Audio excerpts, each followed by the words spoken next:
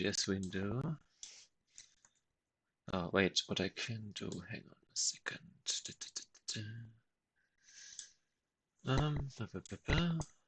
OGS. Yes.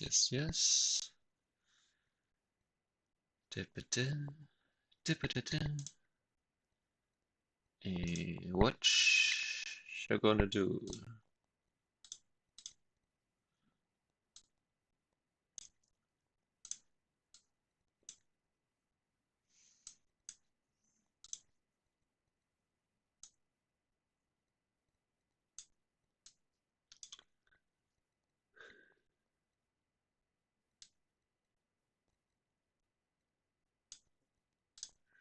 That's almost good, but maybe no.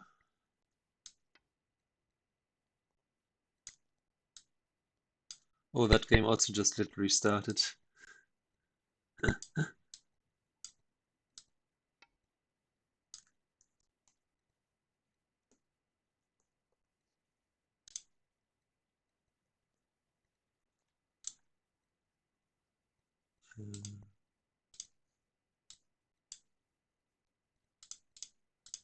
Where's the teaching game sign?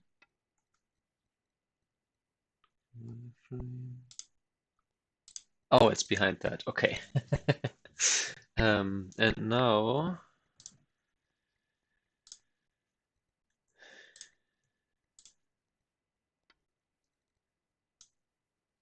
we switch these here. And at the end, we close this, and then hopefully the next time.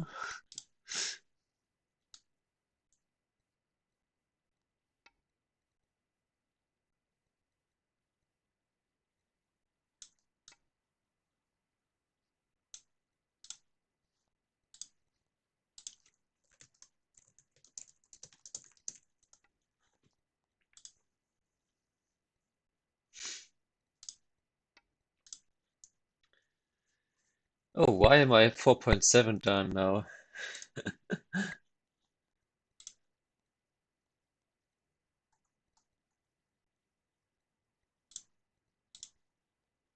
Herausforderung erhalten.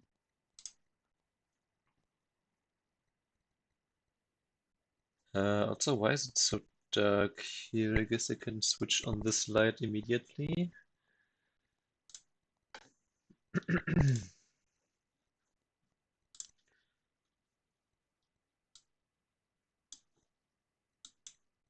Spiel gestartet.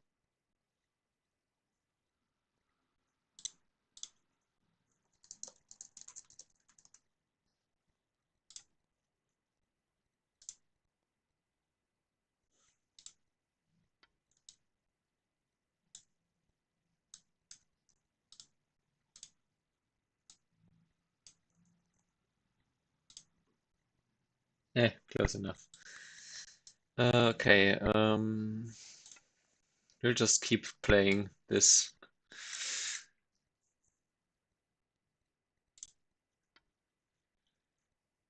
Let him switch it up, whenever he likes, or however he likes.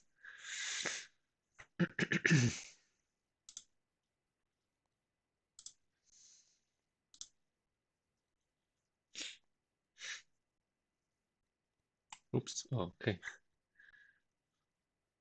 My stream is fine so far. Yes. Okay. um.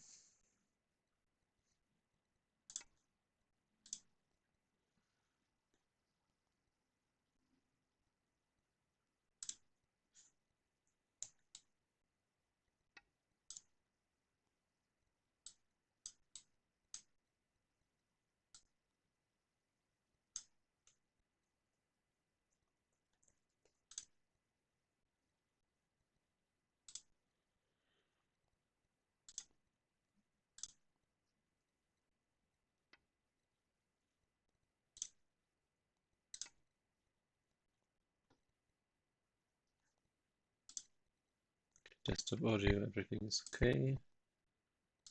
Is he going to pick the fighting variation here? Oh.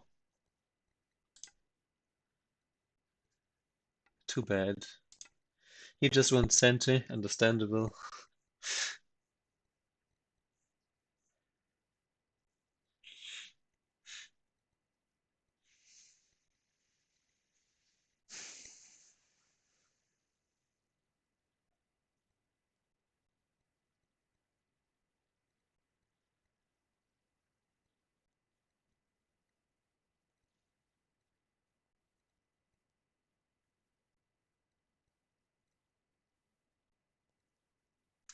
Is P8 a move?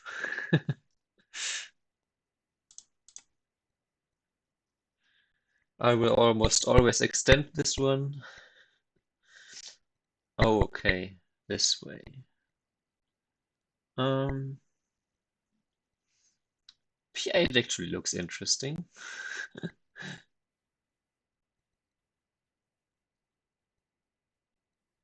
I want to play it. I just want to see where this leads us.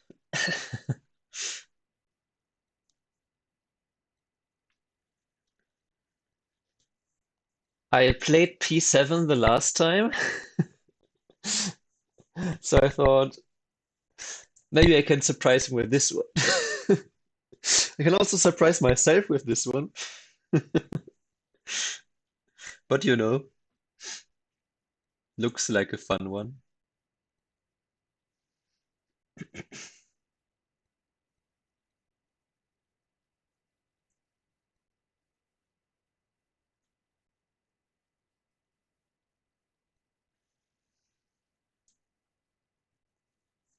Kind of baiting the opponent into playing Q7,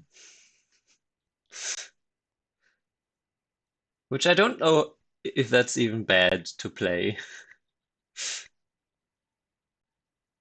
but there was a sentence Jeff once said that when the opponent plays an obvious bait, even if you think it's good for you to answer the obvious way, you might not want to because that's exactly what the opponent has prepared and wants you to do.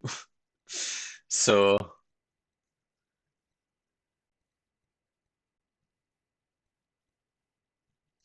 um,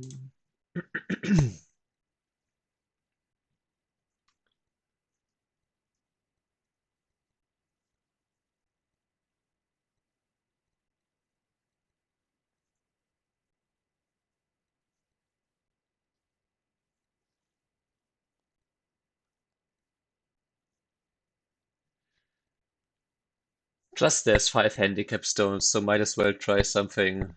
Or like Hoshi, like in 5 handicap, there's always 4 Hoshi, so um the amount of possible changes is relatively limited. I want to even press this. He pushes and can push here, or do I just want to play the more normal shape point here? But then he can push and still push, so I think I'm just going to play this.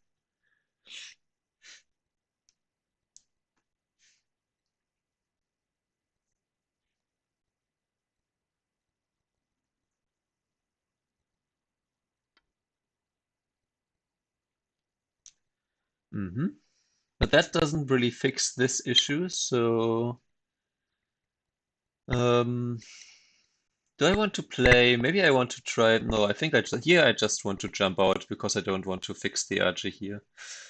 Um,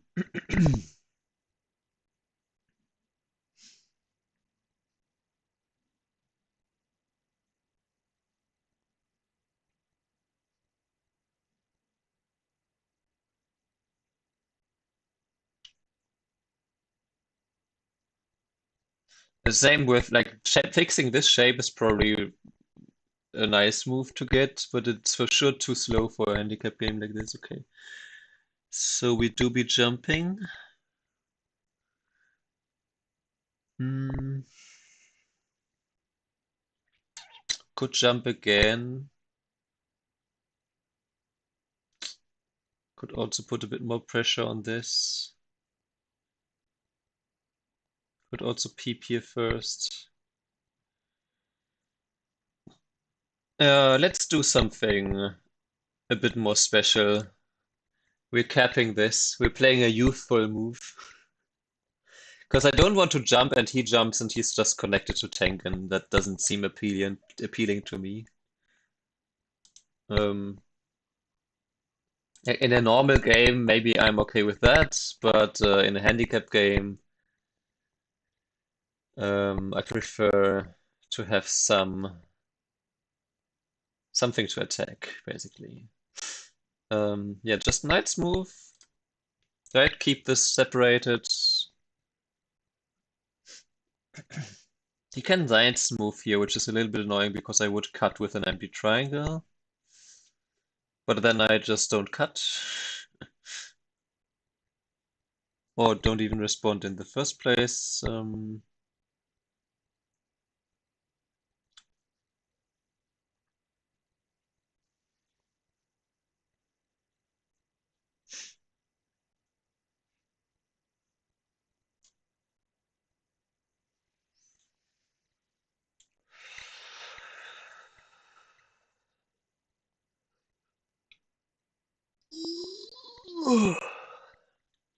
Yeah, what do I do against that move in particular? Okay, so he does do a little different, but here I'm happy to just play the Hane, because that gives me some nice shape here. This, I think I'm going to play the Atari here first and then extend here. Or do I...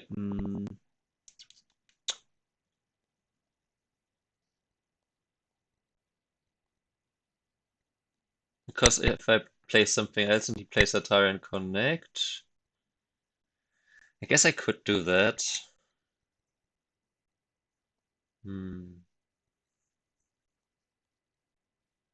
Could just extend and then have Atari and connect. I could push through here, but then he could block here.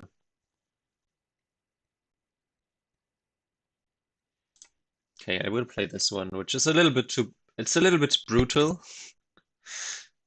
Could also play this one first. Huh.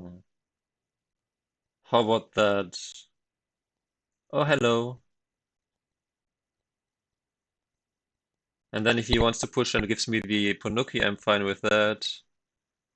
Yeah, let's try this one. To make him commit to this stone, because otherwise it's easier to not commit to that stone.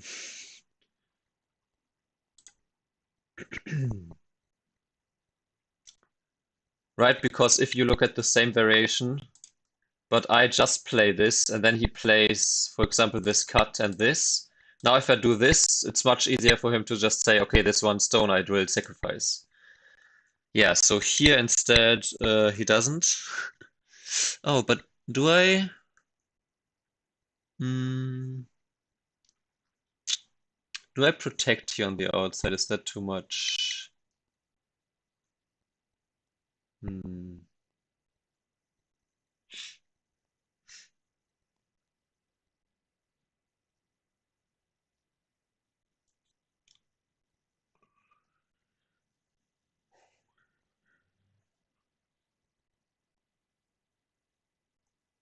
He attacks here and captures this stone. If I play this and he just surrounds me here. Let's try this one first.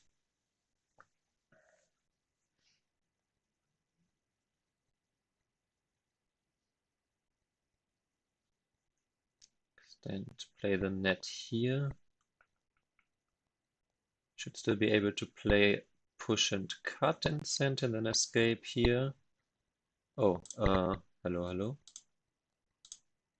Oh, it is weird. Somehow the sound changed for me.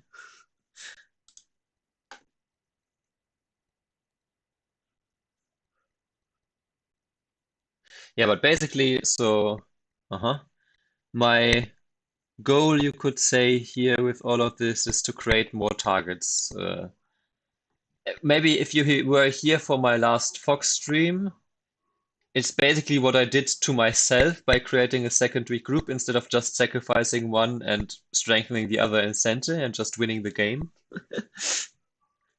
So basically, I'm trying to force my opponent here into that kind of situation.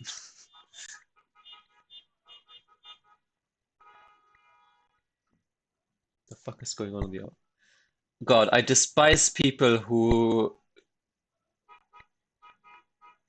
do that.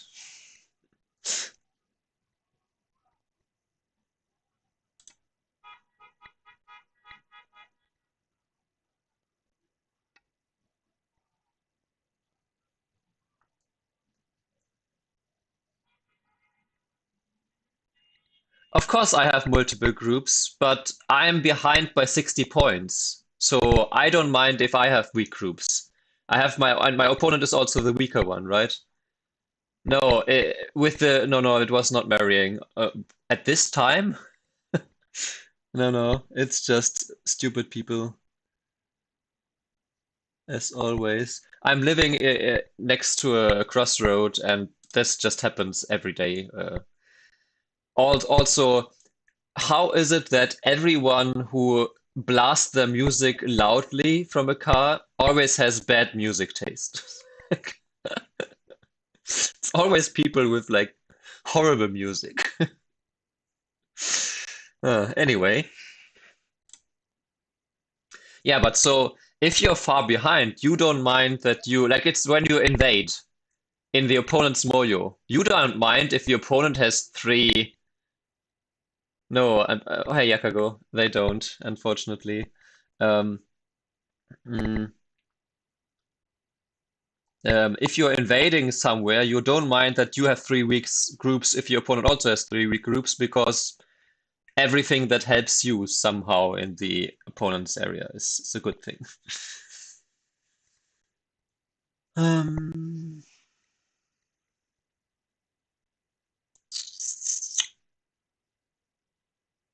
can I do this and then create some RG here? Hmm.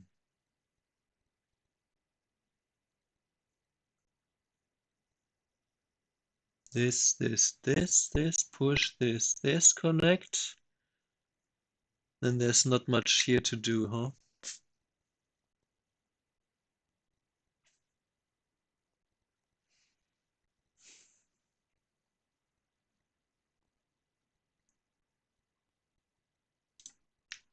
Hmm.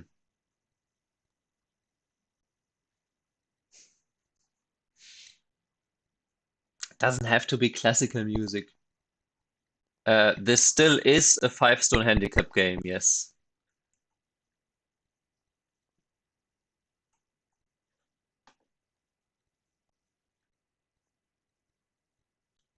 So the whole game is basically like a big invasion from the start. And trying to just put the opponent into, yeah, okay, I see. Yeah, I typically don't give my opponent 4 corners from in the first 50 moves of the game. That might have been your first clue.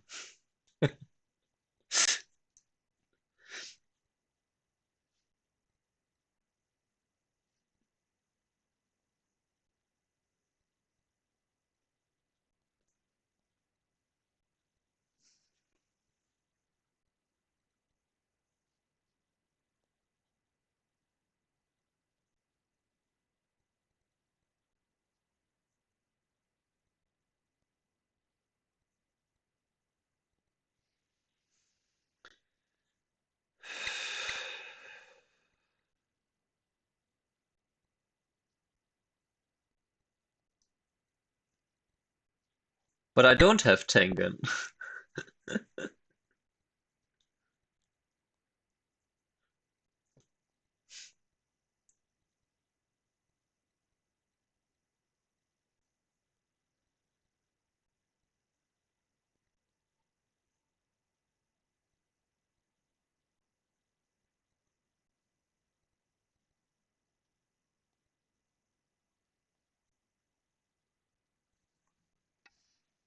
Oh, okay. Interesting.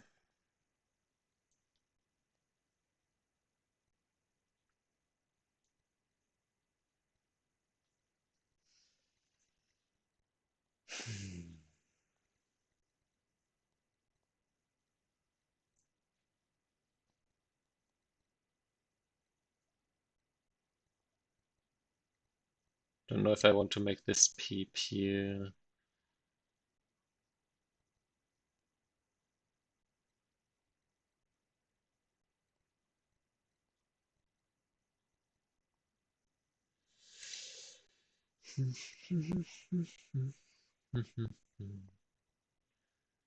I could just, but oh yeah, okay, there's a lot of cutting points here, of course.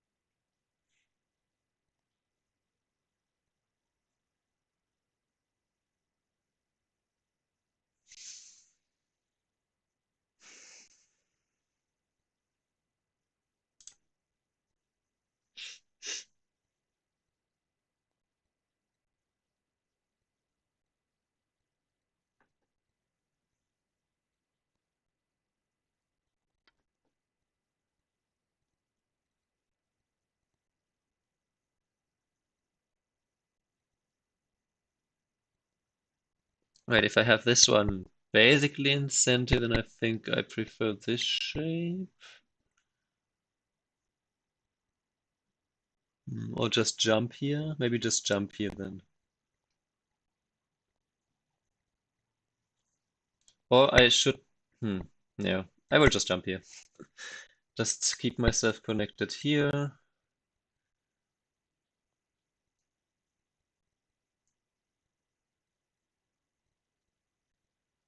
Get to escape here potentially.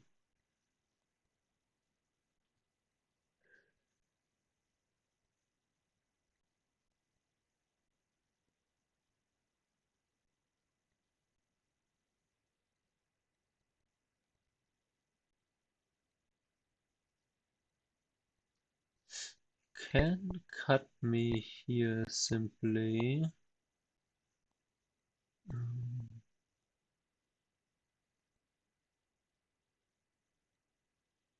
Wait, push, push, push, push. This cut. Well, then I get this Atari here. Mm. Also, there's this one. Maybe push here first.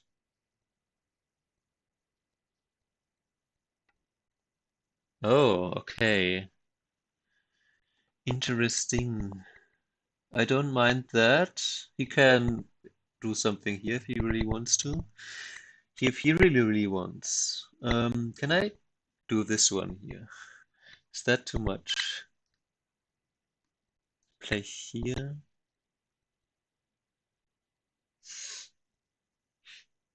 Place here, he connects. I play here.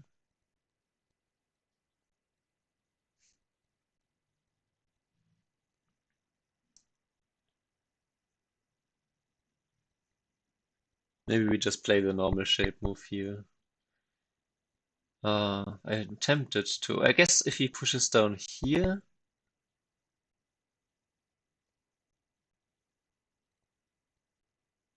he cuts connects here. Play here, I don't play this one.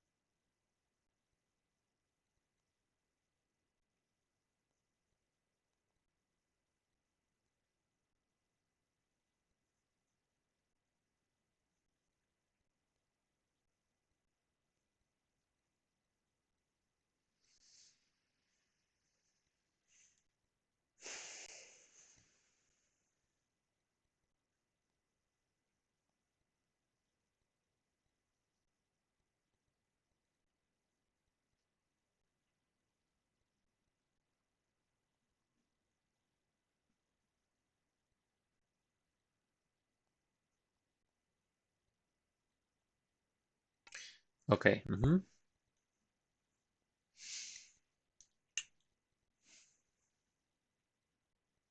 Then we play this because if he then plays here, I can play here, and he can't really connect because that's go-to for me to just capture this.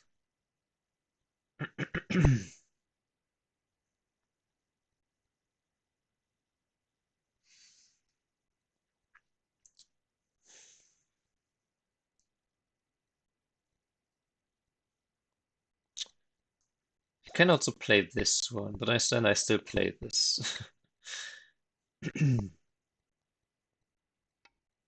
hmm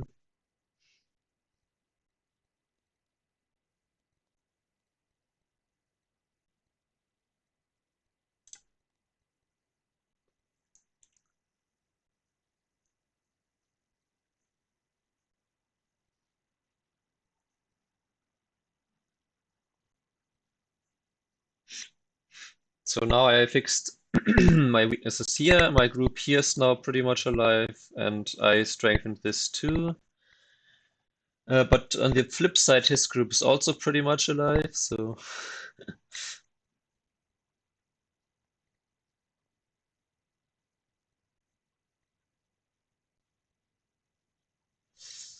if he harnesses here, I think then I can Tenuki. With him capturing 2 stones. Okay. A teaching game and a non-teaching game. The teaching game is meant to teach, and the non-teaching game is not meant to teach. Also, there's usually a big strength difference.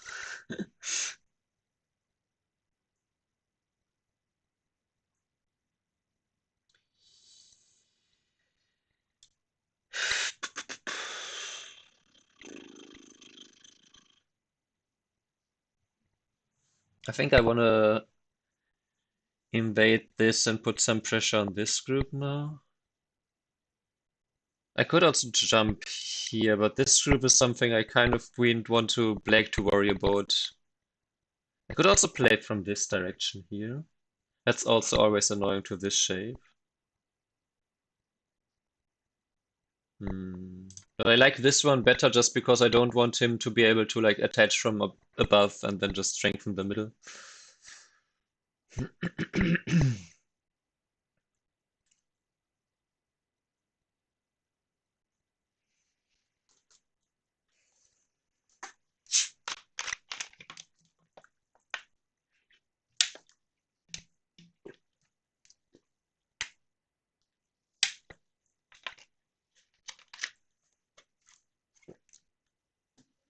Meanwhile, this move, I mean, it's an empty triangle, but also I can push in, and then if he blocks, I can play the Atari here in Sente, basically. Okay.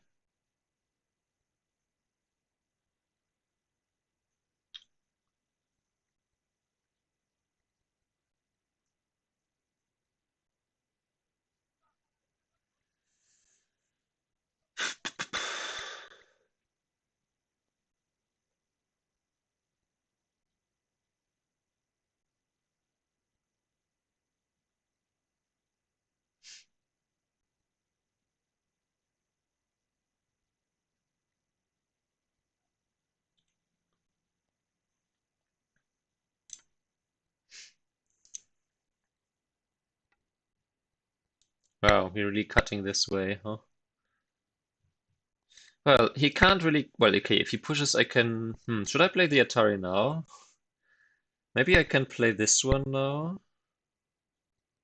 No, but I don't want to play the Atari too early because I still want to be able to push here.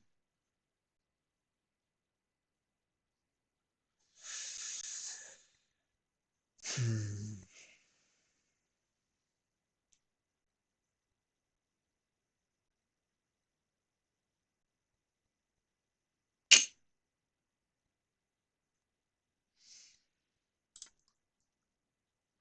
I want to play this exchange just so that I can make sure that I always get this one.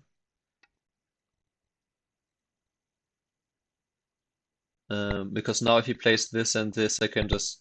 Why do I hear What is going on with the sound? Do you hear me? Do you hear me differently than usual? Because I'm hearing myself like a large echo. Hmm.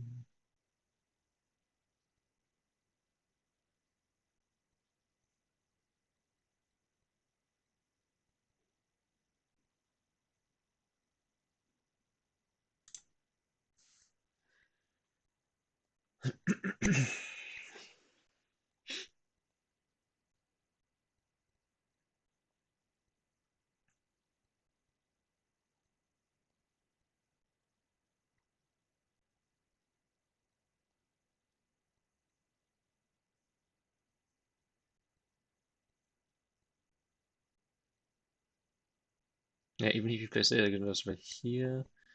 Yeah, here. I can play the Atari first and then push in here.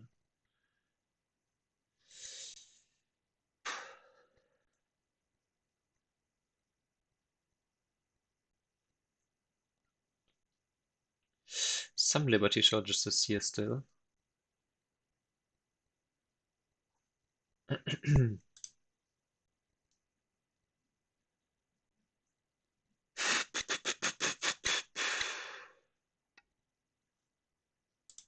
Okay. Hmm.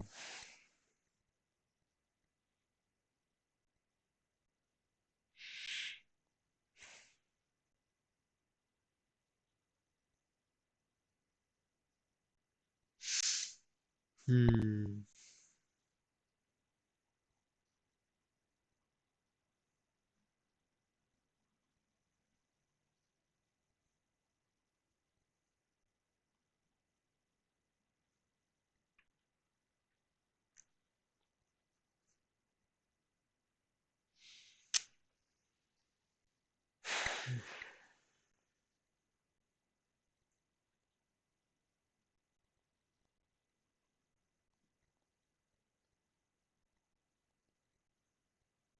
Okay, but I can also sacrifice these 3 stones.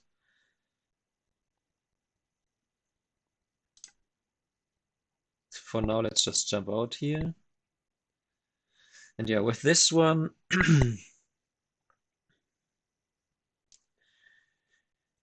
I'm still not sure. I kind of want to play this exchange and cut, and then have this cut here, and then the clamp here. She could prevent if he plays this, but that's also bad exchange for the outside. But I also don't want to remove my own liberty from these stones.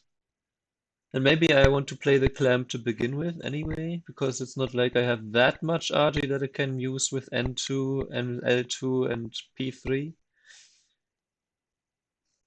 Especially if now we push here, Sente, and capturing here doesn't change the fact that the peep here is Sente.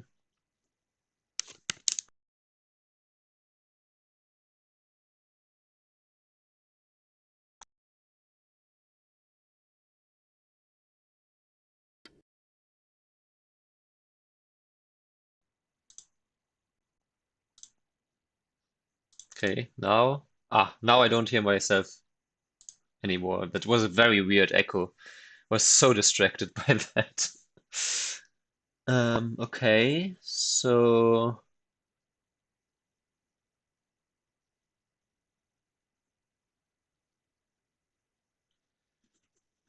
we can just continue the jump. This seems greedy, D8, since we're kind of fighting in the middle here, unless I'm missing something obvious here.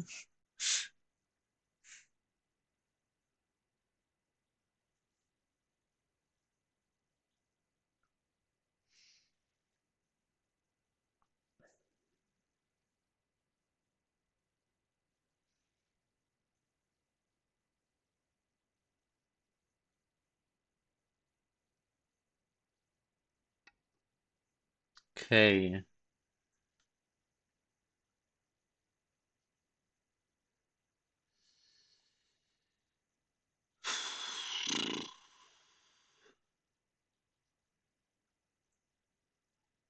think I want to do this one.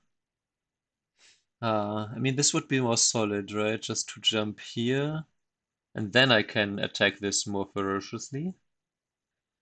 I could also play something more towards this direction, but I think this makes some more sense. It's also closer to this and to the middle here. Could also play this shape point, but maybe we just jump. Jump around. We just jump. And then if I play this, I have a much nicer attack against this. And okay.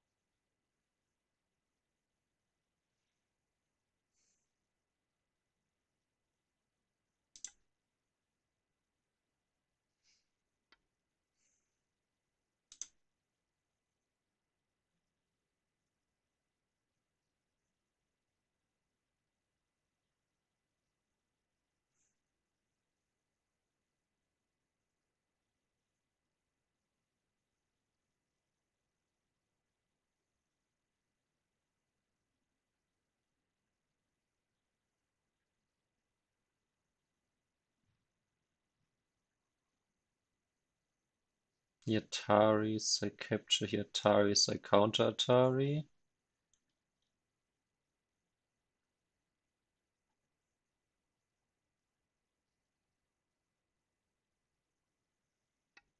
Hmm.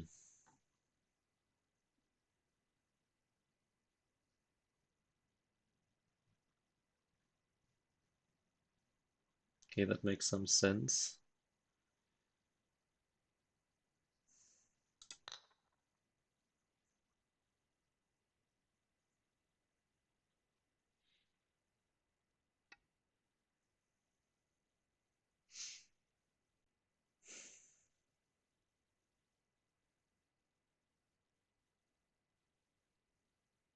I guess this is not senti enough, huh?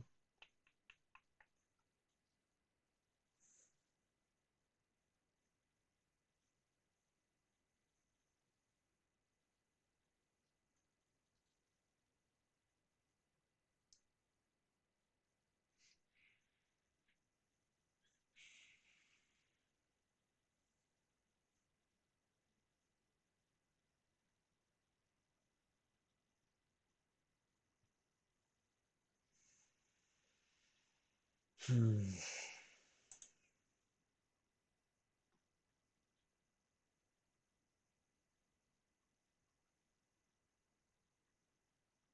Play wedge here. The Ataris. I mean, obviously I saw this weakness. I don't know, hoped that this would go better for me. Yeah, this wasn't amazing, I suppose.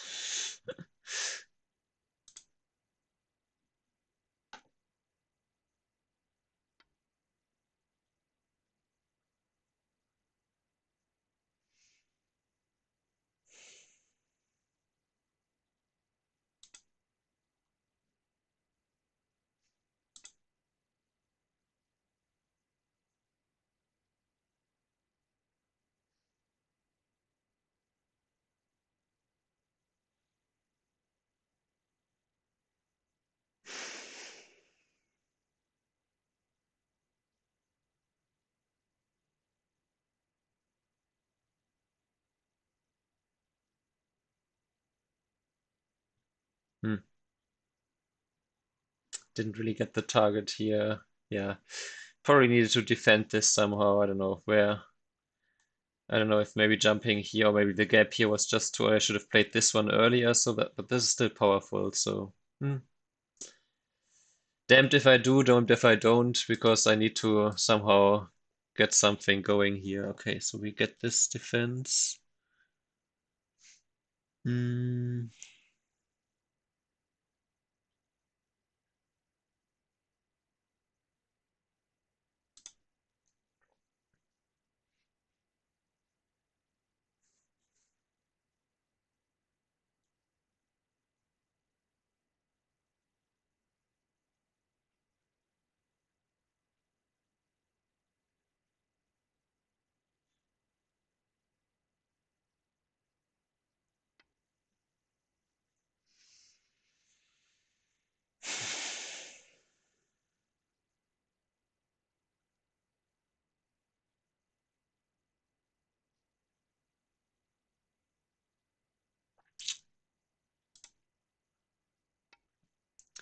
I don't know if I would say you have to overplay. Um, I have last game I have won without overplaying, so you don't have to overplay. I would agree with that. I would disagree with that statement in general.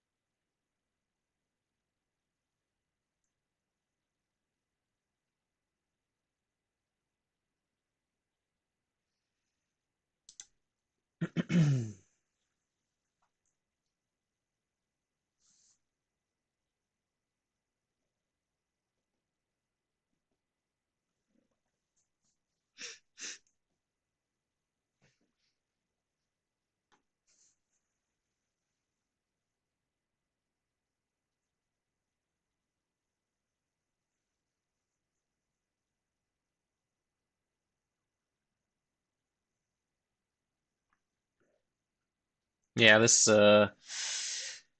having to live small should be something that Black has to do. I messed up here for sure. Yes, exactly. That's what happened last game. Like last game, I played a cut that was, or yeah, I played a cut that was just very natural, and then all he had to do was to just sacrifice the outside stone, which was not that was weak to begin with. But instead, he overplayed and he fought very hard where he shouldn't have fought, and that basically won me the game. Even though like I gained like 40 points from that. What is going on?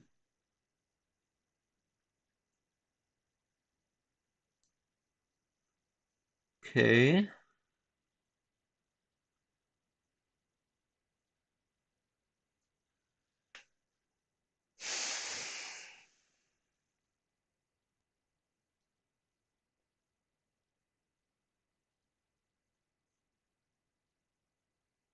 That seems odd.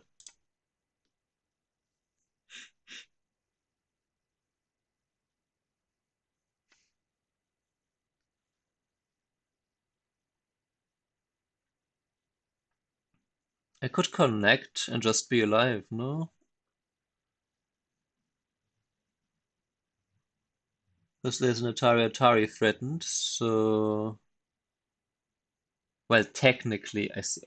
Technically, okay, he does it this way, but then I can Atari from this side.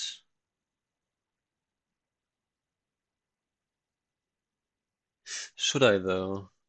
If I Atari from this side, he can play this Atari. Hmm.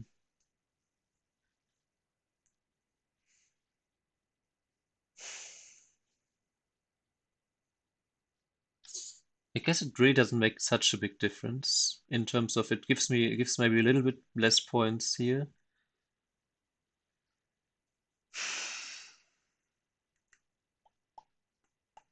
Can also wedge here.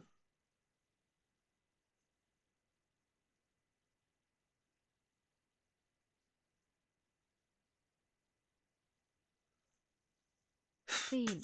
Oh, well.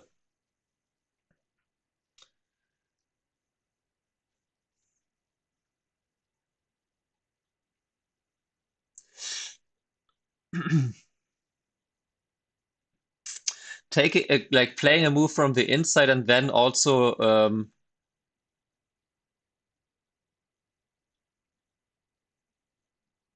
letting me live in Sente. I mean, yes, of course, he Ziehen. got the corner, which is not small.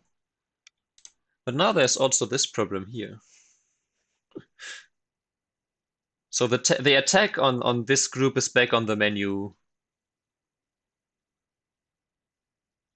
That for sure was a win for me.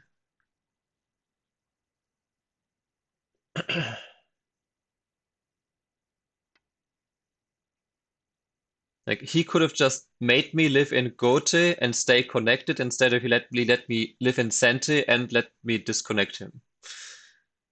10, And now I have my target back. Now I'm okay again. I still don't like that this happened the way it happened, but I'm kind of okay with this. Okay, this way. I could, no, but I think he could just sacrifice those. So I kind of want to make this shape more solid here from this direction.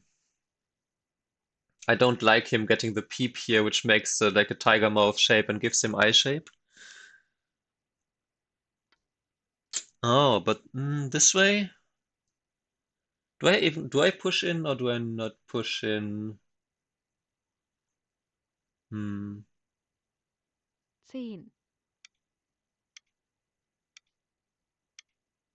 5, maybe not. Because then I can still treat this single stone here as potentially light. If I push in and he gets this peep, not sure. Okay, now 10, 5, I'm going to play this shape because he can't connect on the outside still. That's true, of course, yes. But the higher the handicap, the weaker your opponent also is. So it's more likely that the opponent will make bigger mistakes on average.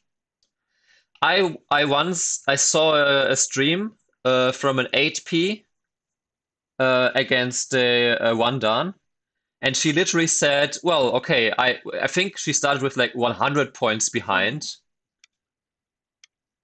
and she literally just said, "Yeah, I'm just going to catch up 20 like 15 points in each corner, and then like 30 points in end game or something, or maybe it was 80 points or something like that, and just gonna win."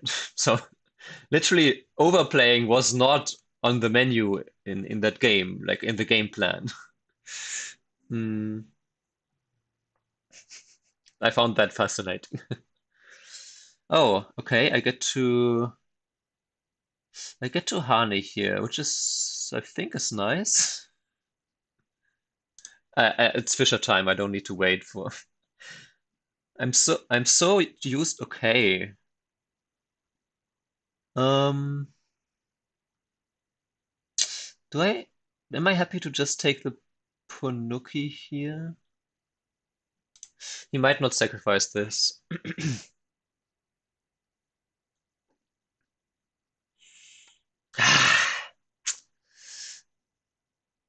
Damn it. But I can still maybe kill the whole group. uh,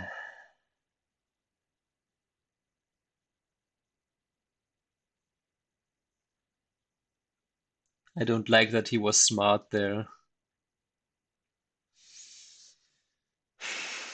But also him descending is quite painful to let him have.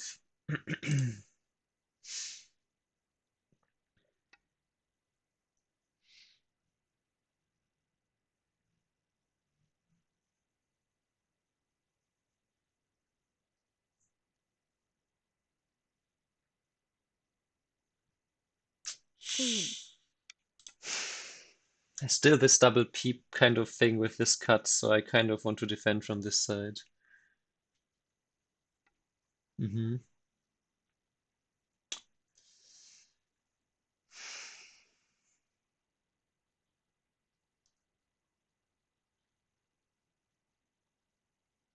Maybe there was a 10, better way here. 5, 4, 3, 2,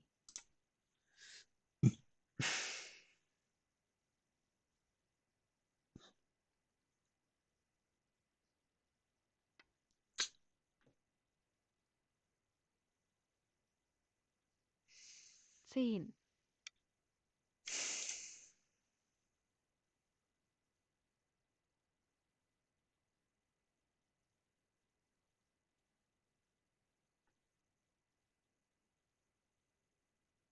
Oh, I also noticed there's something really big here. The corner is huge. But dying with these groups is larger, probably. But he could play here, Okay, yeah. That too. Okay, but I can play this one now.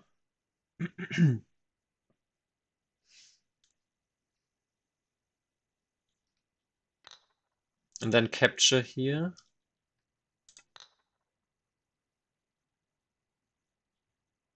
And if he cuts,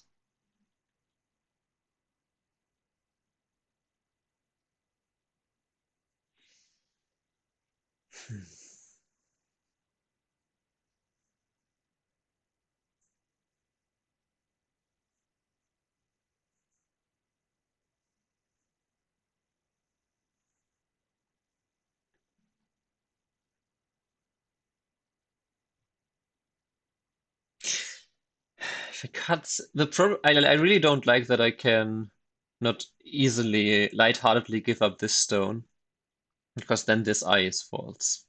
And it's false in center. And then he can play something here, I suppose. Hmm. What is the situation point-wise at the moment, though? Black has it.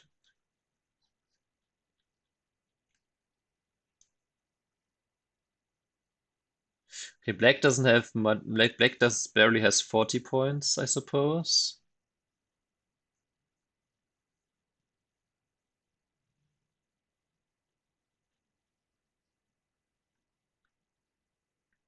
I have maybe 25.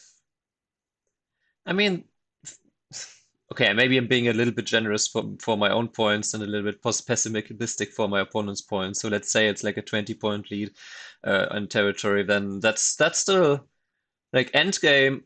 On a regular basis against this particular opponent, I have caught up like 30 points in end game. So he plays this one.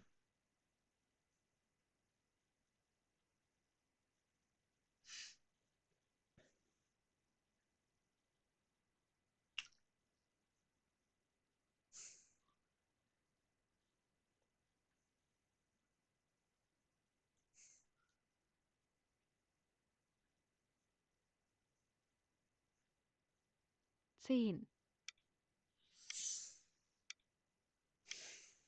5, 4, 3,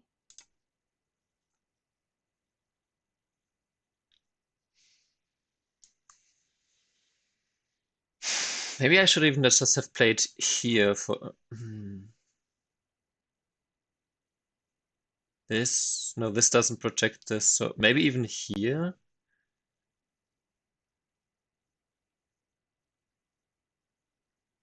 Hmm.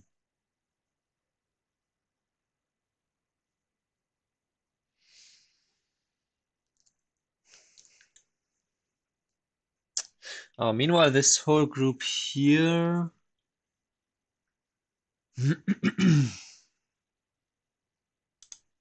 This whole group here is alive. Oh, okay, but if he plays it this way,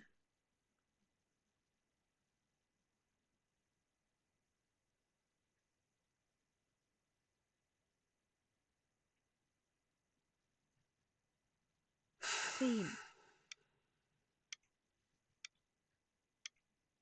5, 4,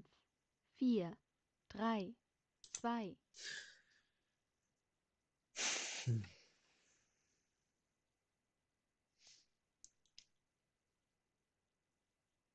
zehn,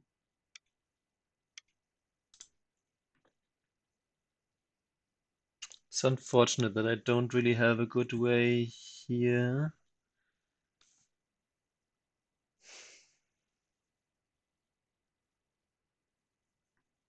to make center against this group.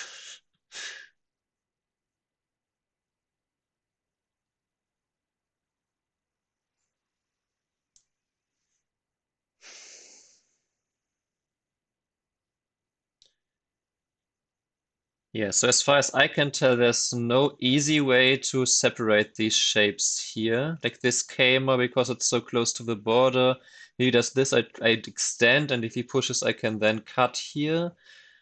Um, and on the other hand, here, I'm relatively solid. I mean, there's maybe a way. Hmm, but does my opponent know the way? 10,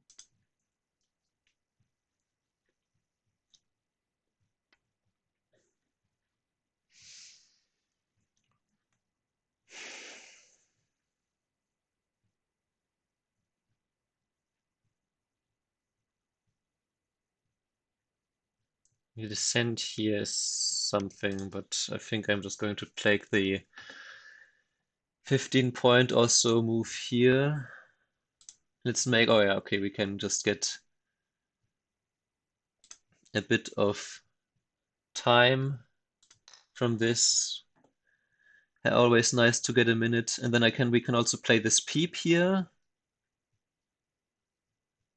to get some extra shape for this group, which is nice, and to remove a little bit of shape for this group.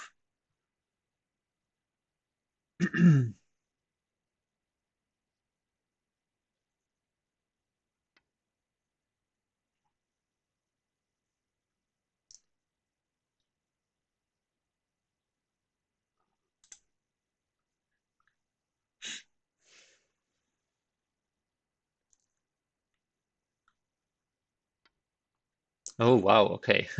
That's some empty triangle there. Um,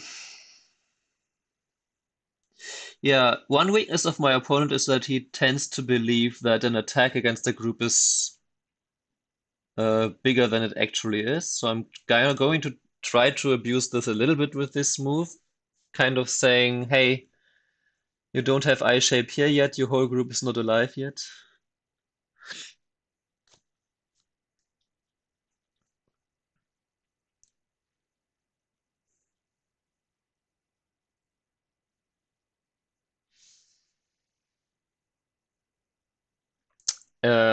No, this move B12, I kind of want to play because it's for my group safety here.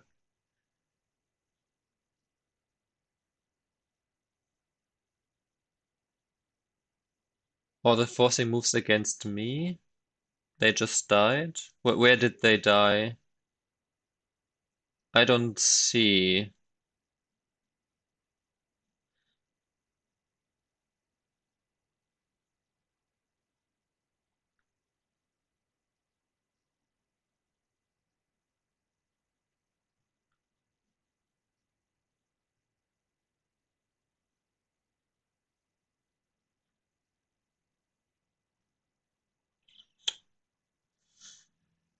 No, because I die here first. He just can capture my stones here. 10, So that's why I was contemplating to play here myself. Because he can just do this.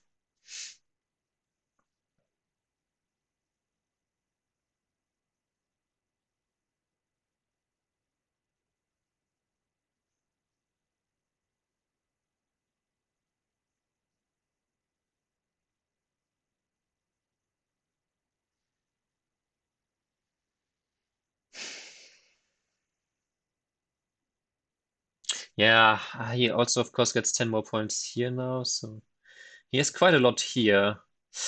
I believe I made a mistake earlier when I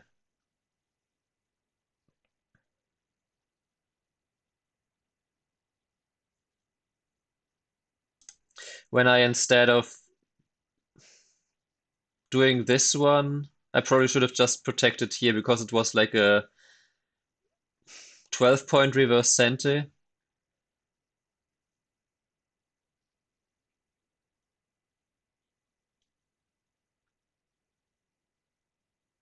Oh, he blocked 10, already. I didn't even realize.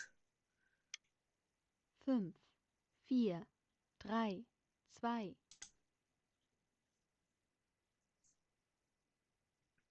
2,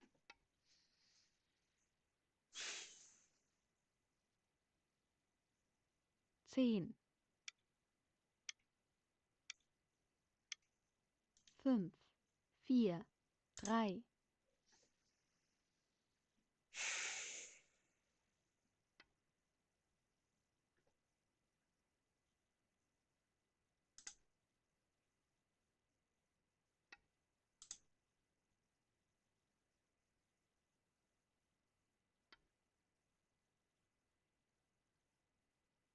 Is that helpful in any way? Cut.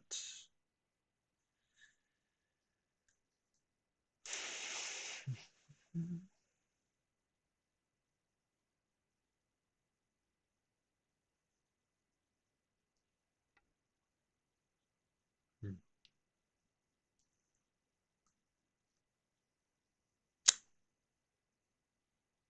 This was big. Of course, playing a move. No, this is not center. Okay. Separating here. It's not that big. So now we try to catch up this in endgame. I'm not sure if I can do it. It's not that much. Like, the problem is that if the opponent is alive everywhere, it's a lot harder to catch up 30 points in endgame.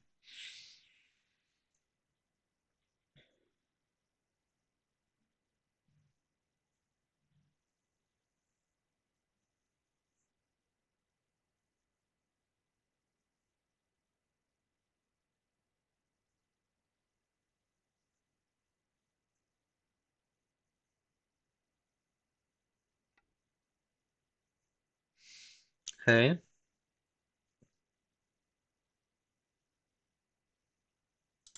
It's a small win. I don't think he had to give up this stone. Oh, thank you for the raid. Uh, Daniel. Oh, hey. Okay, he does this one.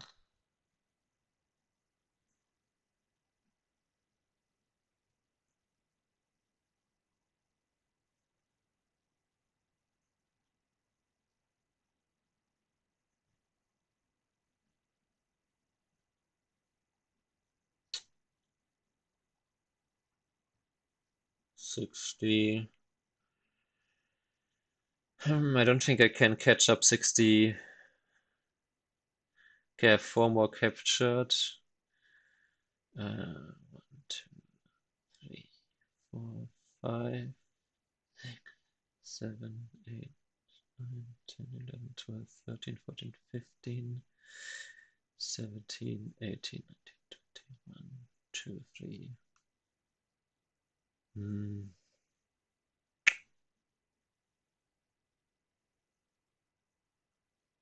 Still a good 15 points behind, I believe. But okay, end game against someone 5 stones weaker. 15 points is not impossible, I suppose. I do have some RG against this group. Maybe I have this one.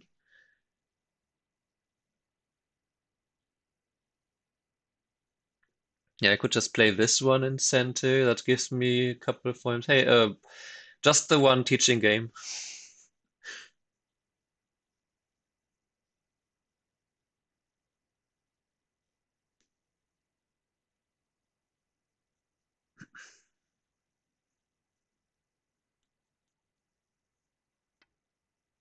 Okay.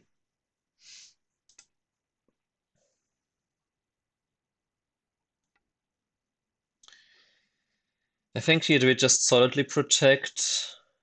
Ah, no, he has this descent. I just realized he has the descent. Well, not quite in center, I suppose. Hang on, then should I play it this way? No, I should connect because then I play this one. Uh-huh. Yeah, okay, he gets this one. Then I probably don't catch up in this game if he plays this. I needed to get L17, I believe. I don't know if I can win without getting it.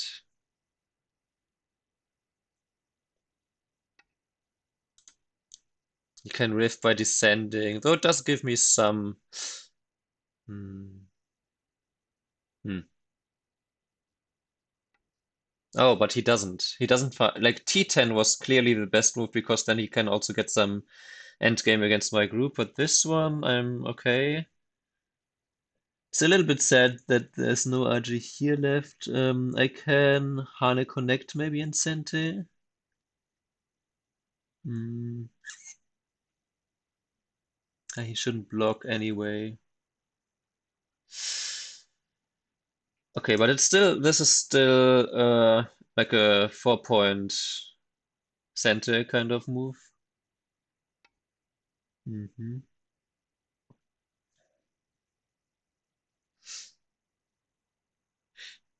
I think we play it this way.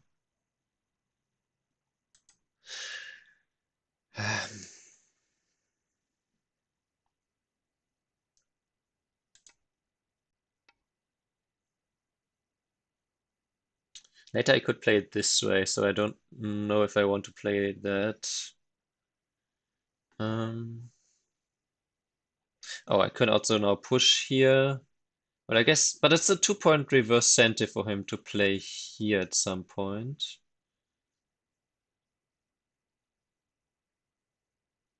No, because well, it depends if he gets an eye here.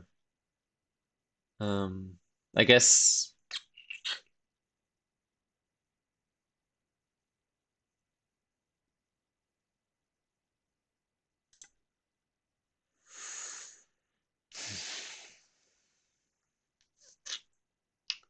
is there any harm to play this now?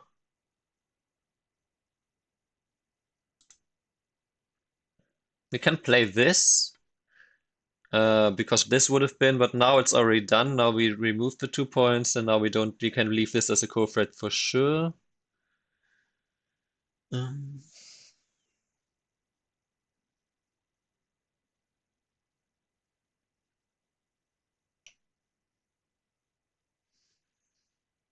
hmm.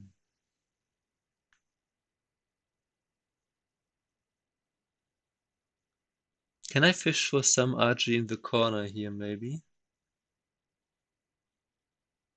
10, Oh, I might be able to do something here. Unfortunately, my opponent now has time again. I should have played this when my opponent didn't have any time on the clock.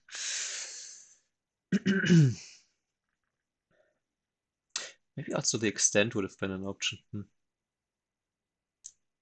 Oh well. We did it this way. Oh, actually, Bo, if he does this, I have this Hane here. Oh, there's a little bit annoying maybe for my opponent.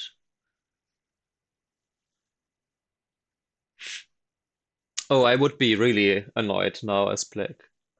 I don't know if anything is really working here, but it sure looks annoying, doesn't it? And this is also why this move capturing this stone was so powerful, because now this is a false eye. Oh yeah, he does this way, but then I can connect here.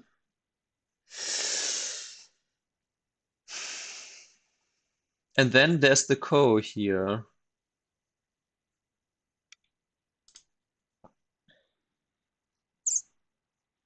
Actually, can I play if he plays this and I play this? If I play this, he could play here. If I play this now, he descends. No, I don't think it's working. 10,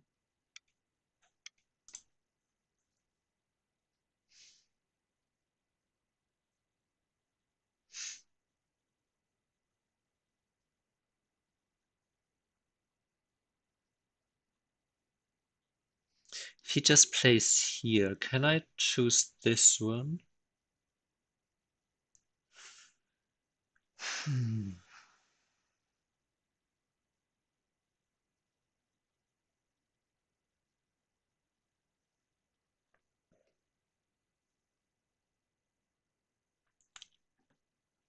I play this one. He blocks here. I can play here.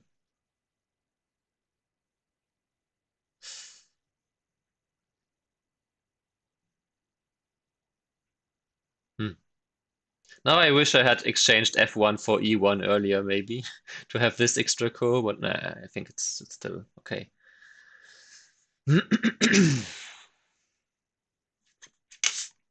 He blocks at b5. I play d3. He goes down here. I cut, he plays here. Oh, but this one? Then I maybe capture those stones. He goes here. I go here. But then I guess suppose you can play this one anyway, huh?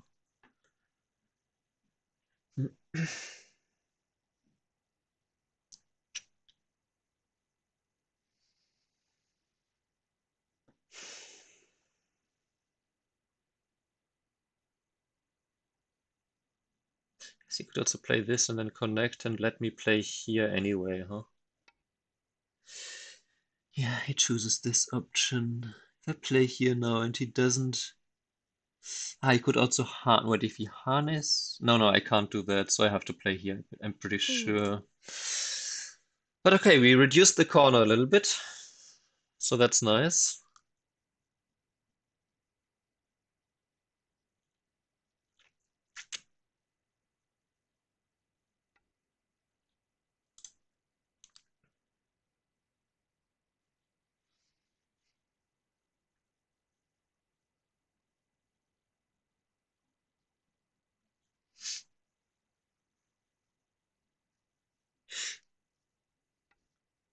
Mm-hmm. Oh, but this exchange, I guess, well,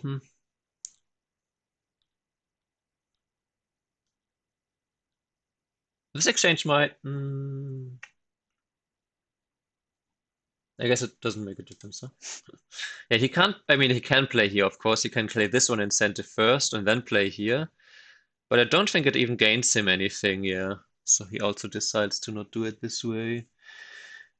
Blocking here, I don't think is worth it. So maybe also just protect here now. Could be a nice thing to have.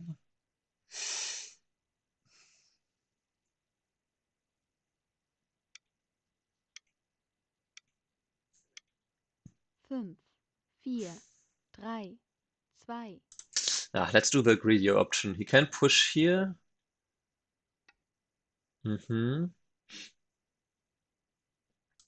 But the capture here is in, well, it's in center, but the capture, oh, this way though? I think I'm,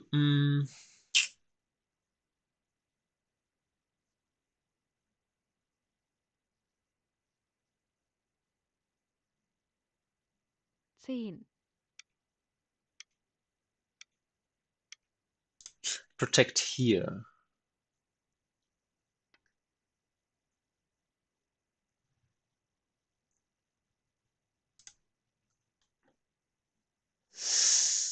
Um,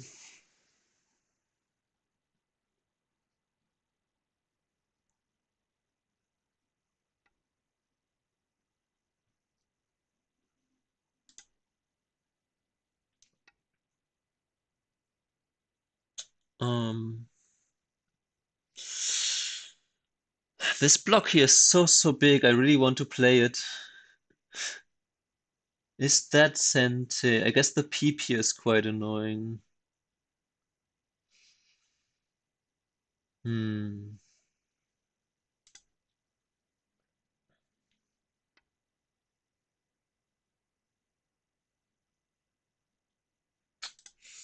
Just have to hope that he doesn't see this. Okay, what, this push though?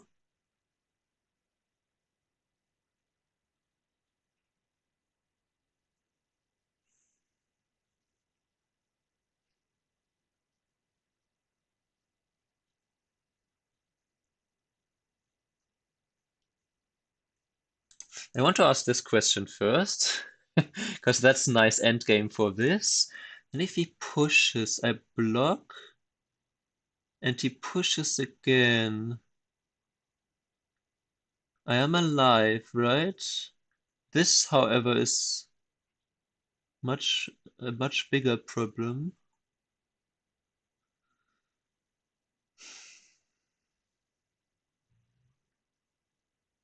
10, Oh, right, so I have the eye here, so yeah, yeah, yeah.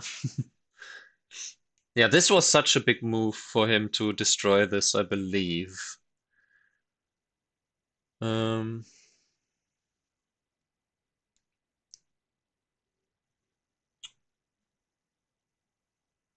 10,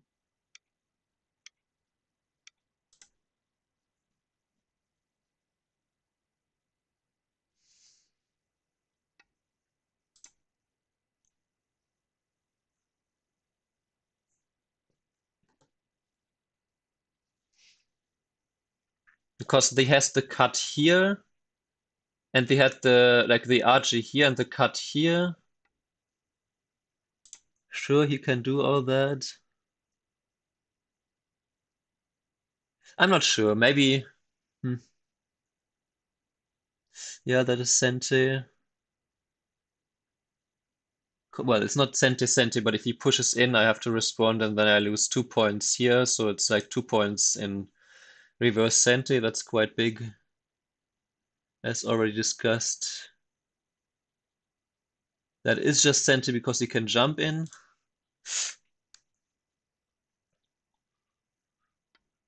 Okay.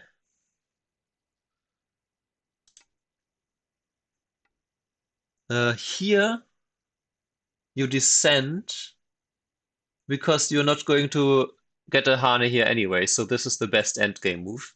Starting endgame week a bit early.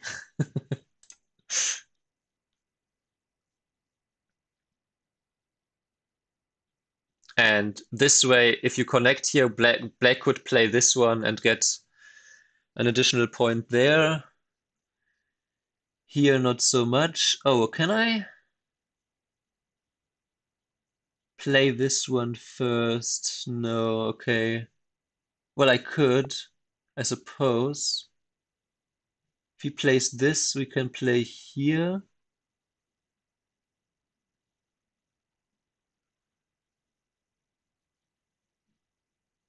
And his whole group here would be dead, so that's okay. Right, he plays here. I play here. Ah, no, hang on. I play here. He plays here. I have to connect. He plays here. I would have to play here, and then he captures. No, okay, then not. Yeah, so I should have gotten this one earlier, I suppose. Oh, but this way, um,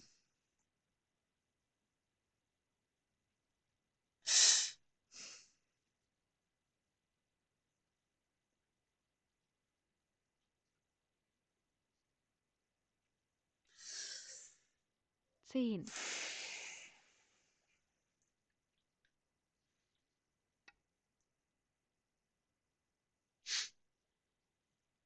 this is 3 points and something.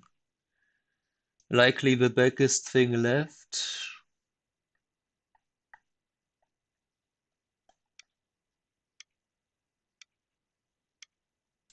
All right. Because if he Hane connects here, oh, this way. This way though, I guess it doesn't really change much, huh? 10, 5, Let's just take this. But I was about to say if he Hanes and connects, then I can Hane here and Sente, and he doesn't gain much more anyway. I wonder if I want to. Well, okay, I could. 10, 5, 4, 3, 2, There's also this one. If he plays this one, hang on, is 10, this one Sente? He plays here, and I don't respond. He throws in, and then throw in, I connect. No, okay. But this one for me, okay, this one is a 2 point Gote move, basically. No, wait, this is not Sente for me. Never mind, it's just a 1 point Gote move. Huh?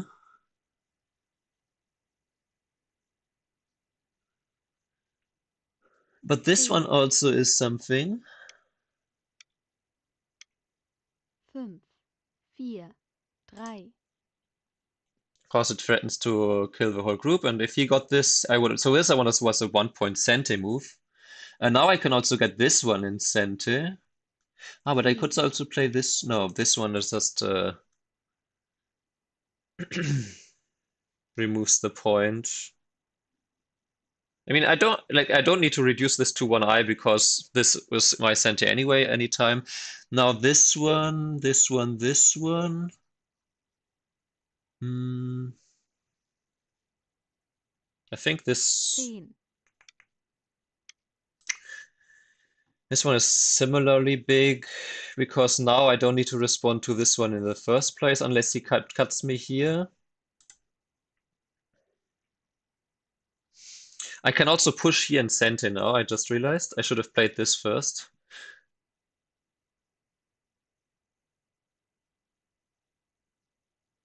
Okay, but first of all, if he if he plays this one, this, da, da, da, da. If he play, yeah, okay, he got it. It's a little bit annoying, but okay. I still got this, which was also still big.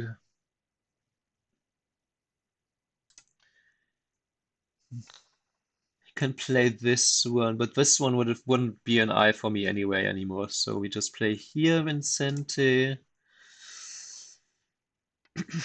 Then we play here, I suppose.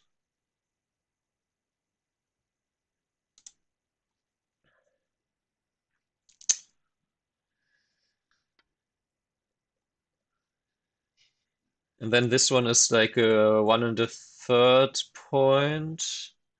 The core I just connect here. So the core, capturing the core I connect. If he plays here, I can connect the core. So this one I think is well, okay, this one is center for me. Like I can play this anytime anyway.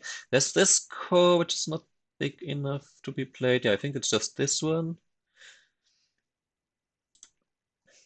Right, then he captures the core. I connect here. He Atari's here. Oh, okay, sure. I mean, that was always nothing.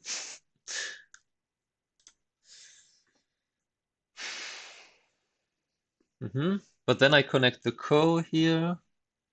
I think he needed to take the core instead and make me connect because then at least he captures the core once.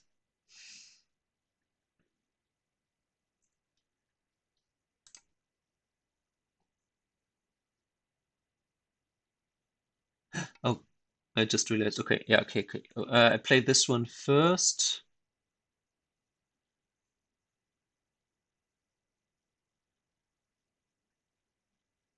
because that's like a double core threat. You want to, if before you start cores, you want to remove the double core threat. That was, I think, the only one. This I can't prevent. But this is always my core threat. I have a, that's not a core threat because of this. I have a core thread. I have one core thread here, but I guess yeah, he captures this core and I capture this core, and it doesn't matter. It's not a core anyway. So I connect here now. He connects this core. I connect this core, and the game is over. So it didn't even matter too much about the core. Yeah, and then actually this time I haven't counted. I think it's not sure if it got close after I reduced this corner in Sente. But for sure.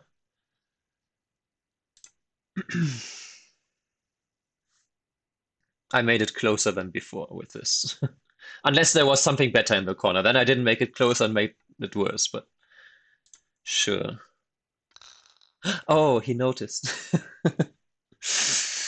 Might as well fill the rest of the dummy, I suppose, while we're at it.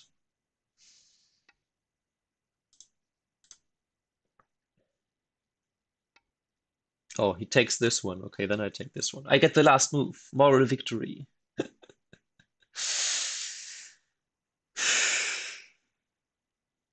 passen, tote Steine entfernen. Yeah, he won by 2.5.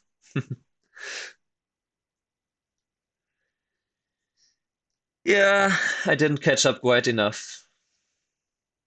Schwarz gewinnt.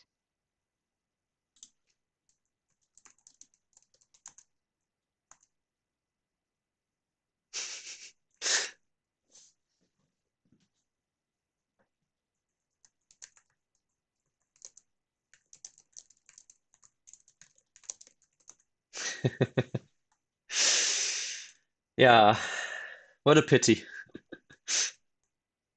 But I caught up so much. Like if we look at, I would say endgame started here, right? Endgame started here because at this point here all the groups are settled, unless there was something here against this group. But I was 32.5 points behind, so I literally caught up exactly 30 points in endgame.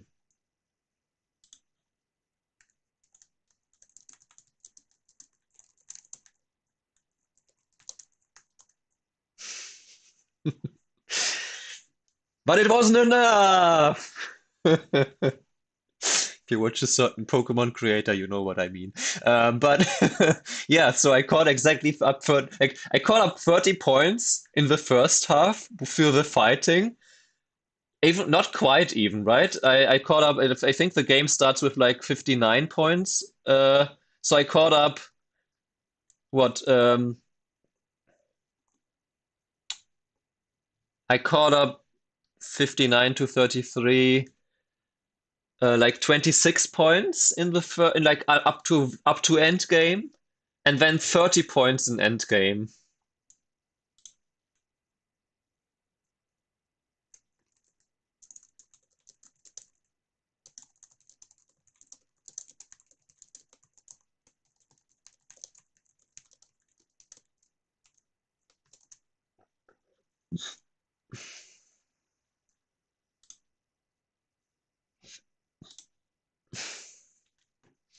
But yeah, I mean, this game kind of nothing died, nothing disastrous happened in terms of like someone completely fell apart, and I still only narrowly lost. So in that kind of more honest game, almost you could say, I still managed to make 5 zones an equal game, basically.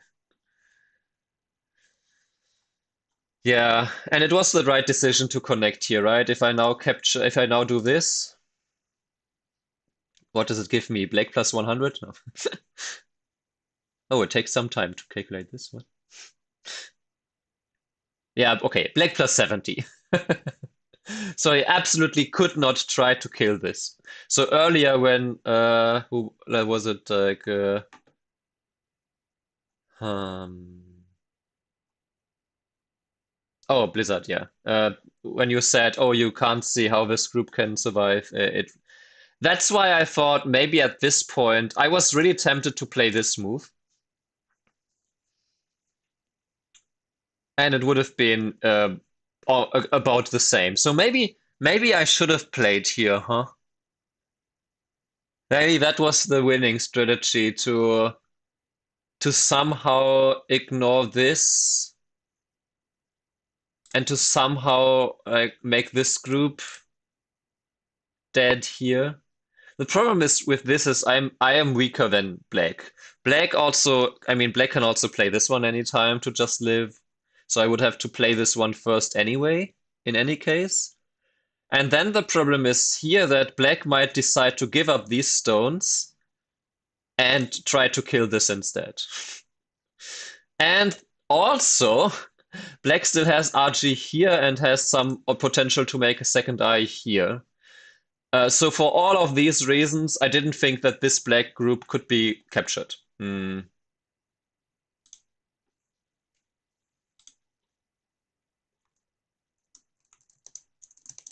Okay, but before voice call, I still need to go to the toilet, so I'll be right back.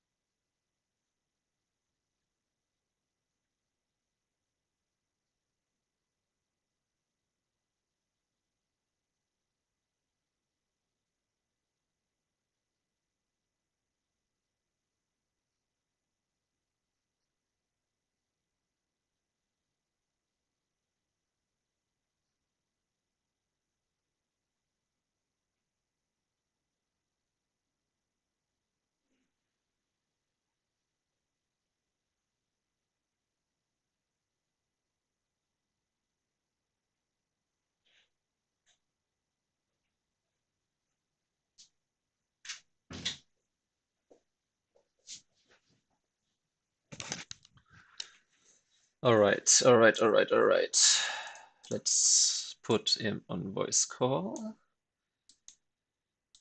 Doo-ba-doo-ba-doo. Also, the game took 1.5 hours. Okay.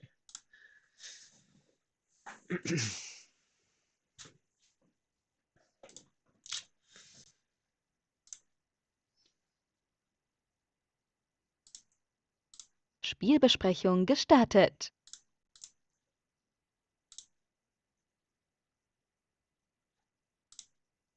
Here's there was still Plague plus 15. Yes, this end game, that was so bad. Well, actually, yeah, okay. I jokingly, I counted earlier. Um, I counted earlier and I said, oh, okay, I'm counting a little bit optimistically, but I think you're like 15 to 20 points ahead, maybe a little bit more, but that just, at that point I thought, okay, 15, when I gave you like life in the center, or when you took life in the center, I thought, okay, yeah, but that's still in the margin that I can catch up in endgame. And I mean, I was right about the margin I can catch up. I just was further behind than I thought. uh, Oh man. but yeah, actually speaking about the bottom left, you could have throw in here and played this one. Yeah. And then I mean, then you just live in center if I want to keep my profit in the corner, which I Yeah, that's want way because that's better. the biggest, right? So here you live. Let's say you also get like, okay, you get one of the two. Let's say you get this one like in the game and I push in. Then you live with 5 points in the corner and in center. And in the game, in the game you lived with 2 2 points in points Gote. and in Gote. Well, two and a third because you have the right to capture the coal, but still it's significantly less. So yeah, the bottom left. I at this point here when I did this, first of all, I mean you can and should totally save these stones because that changes I was really worried you'd play like B5 and there'd be weird shenanigans. Okay, but even if I do this, like you can just win the capturing race. Yeah. But yeah, even I mean, just wedge. There's less shenanigans than there was if you allow me to get what I got. Yes. Because at least here after this, I mean, first of all, you might be able to Tenuki, but even if you play here, okay, I still get like the same centi moves against this shape. So, but yeah, I think for the problem with this, or the why this is so much better, is just because there's less options for me to exploit this RG. I feel like, but okay, especially after you took away your own liberties. But yeah, ever since this. I didn't even look at the bottom left, but I think at when you get K18, and I said to chat, I think when you get K18, it might be too difficult to catch up this much in endgame. But okay, I mean, when we're talking about endgame already, I think you should play here. Because then you What's have, the difference with this move? well, you also have T8 in center, or not in center, but you later get T8. So you get a bit more endgame. Yeah.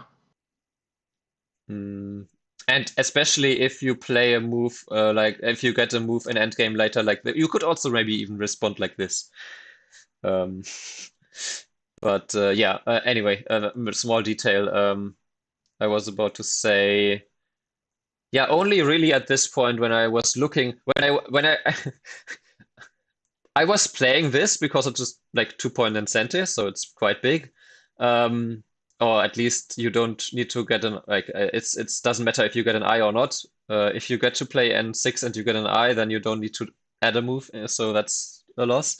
But when I played this, I said, well, there's nothing weak, everything is strong. There's nothing I can do, and that's when I directed my eye towards the bottom left, and a little bit unfortunate because I played this when you had 2.5 minutes on your clock, so it was not the right timing. But oh well. Still got you a little bit here. I mean, there wasn't a better way to respond, right? I mean, there was Um, playing the co, but I didn't think I had enough co threats, and then I ran out of time, so then I had to no, choose. because just this makes it so much Okay. better. Because Okay, again, right. it is essentially you could see if we call it if we compare it in both cases to be Gote, then here it's you have 5 points instead of 2 and a third, and the potential 4 points of capturing these stones. So this variation on average in a game is already 7 and a third points better for you. Yeah, it's quite big. But then add the fact that there's nothing bigger than 8 points on this board, you just get this incentive. You just get 3 and a third points more and keep cente. And that is huge. Yeah. And so that's also why I think at this point here AI says that you are like 12 points ahead, and after this you're only 6 points ahead. On And top of the other mistake of clamping with B6, which allows all this in the first place. yeah. The only reason why this doesn't lose more is because the value of cente is so low now. If you did the same thing in the middle game, you would lose 20 points instead of 6. With the same Wait, what do you variation. mean? I'm a bit confused. Well, so lose what was it, like 3 points. Let's skip the third. So you lose 3 points locally, right?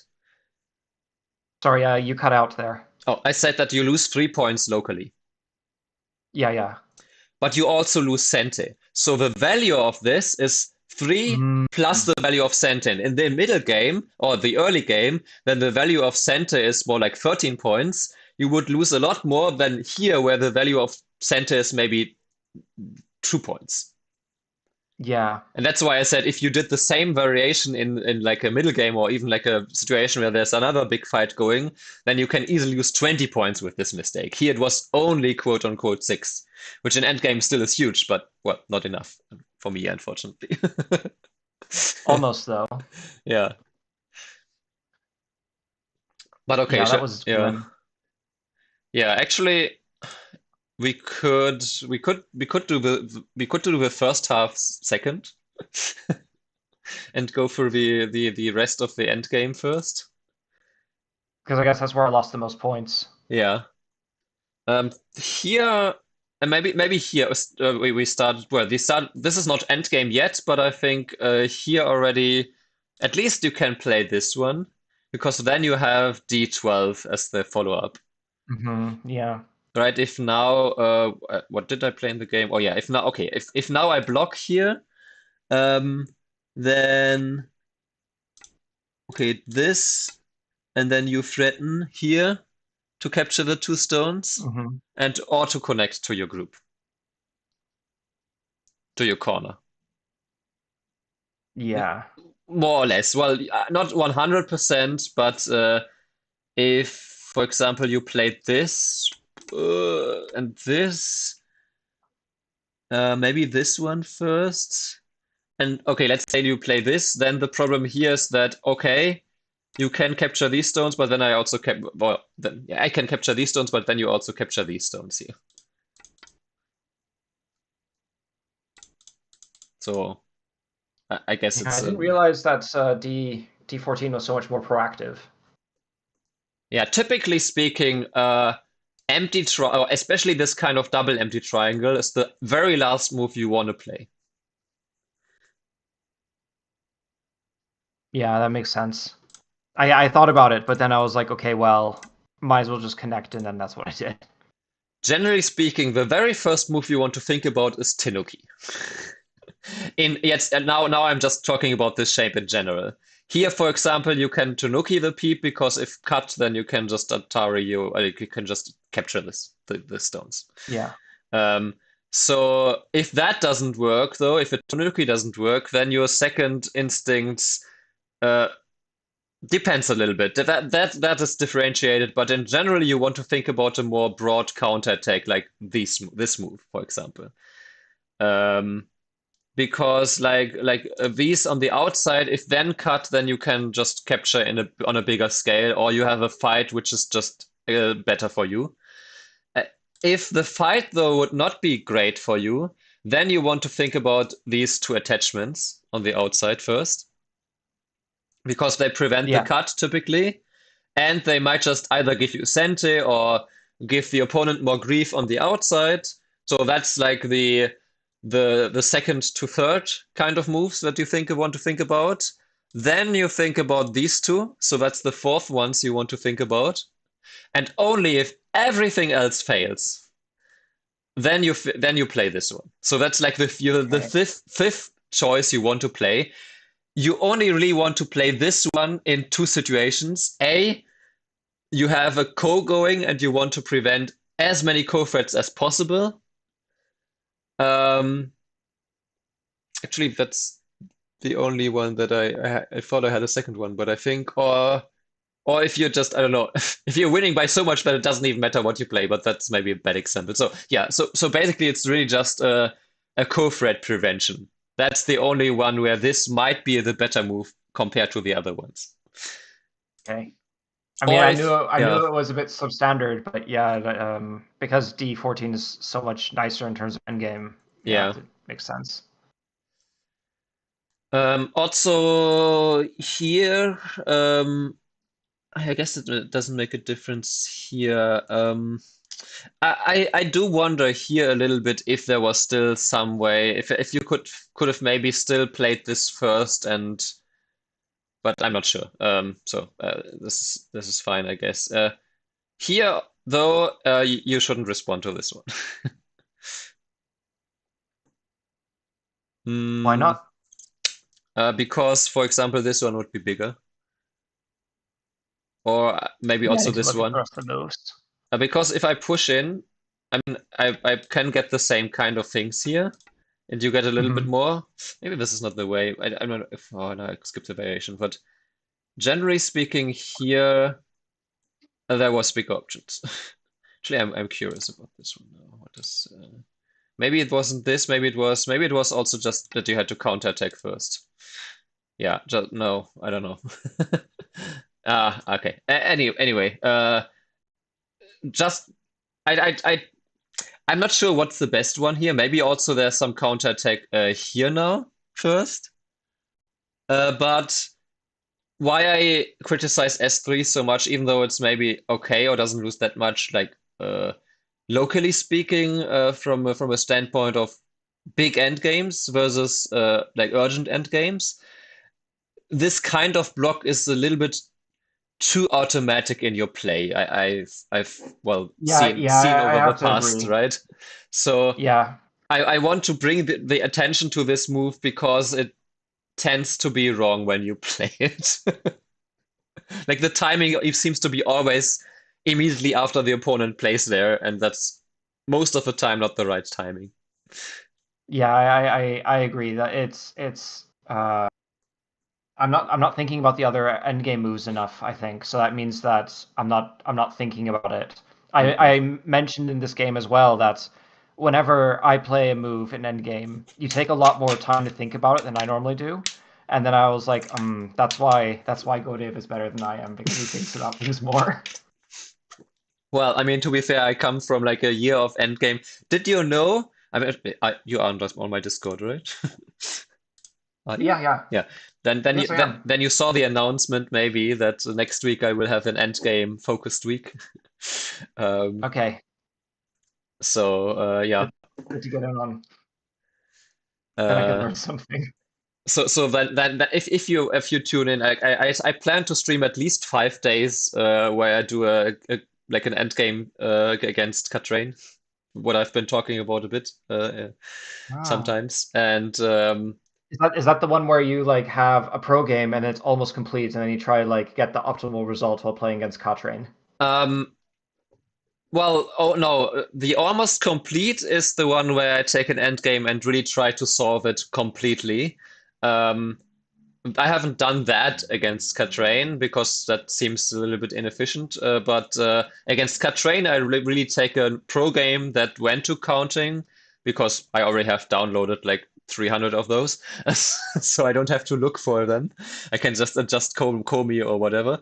And so there I take a position that is in endgame, but about 100 to 120 moves before the end of the regular game. And then you just play it to the end, or like solve it to the end. Yeah, then I try to then I give myself like 10 minutes or so to mark all the weaknesses and the big moves and whatnot. And after that preparation time, which I basically see as I know this from the game, or I'd already would have done that during the game, hopefully, if I had the time and the game didn't end because it wasn't like going into endgame after fighting, and no stop, um, and no stop to rest and think. Um, but the end game here, I lost my train of thought. Uh, We had a S4, and you were saying that I respond too No, easily. yeah, no, but it was more about the end. Oh, no, but right. So then I try to then apply what where I basically simulated what I would have learned in the game, and start from that position like I just went into Bigumi basically. Like I think that because in real games I try to take 2 minutes to before I enter Bioyomi to reevaluate the position and see what do I need to do, and add the few more minutes before that as okay, I figured this out during the game already, some RG in the corner or whatnot, whatever. Um, and then after those 10 or so minutes, sometimes I take more, sometimes I take less time, depending on the complexity of the position. After that, I then start the clock where I have 5 times 30 seconds against AI, who then, like, Katrain takes like 7 to 8 seconds per move. So I essentially have like a cycle of 38 seconds per move that I play. And then I try to hold on to the 10 to 15 point lead that I give myself from that position. Okay, that's interesting. Yeah. I guess that there's like complexity in the end game then, so that it goes differently then each time or something like that. Yeah, for sure. I mean, the last 100 to 120 moves, even pros sometimes lose over 10 points. So, um, against other pros, not even against AI. So, the end game can still be very, very complex, as you might have As I'm coming noticed. to learn, yes.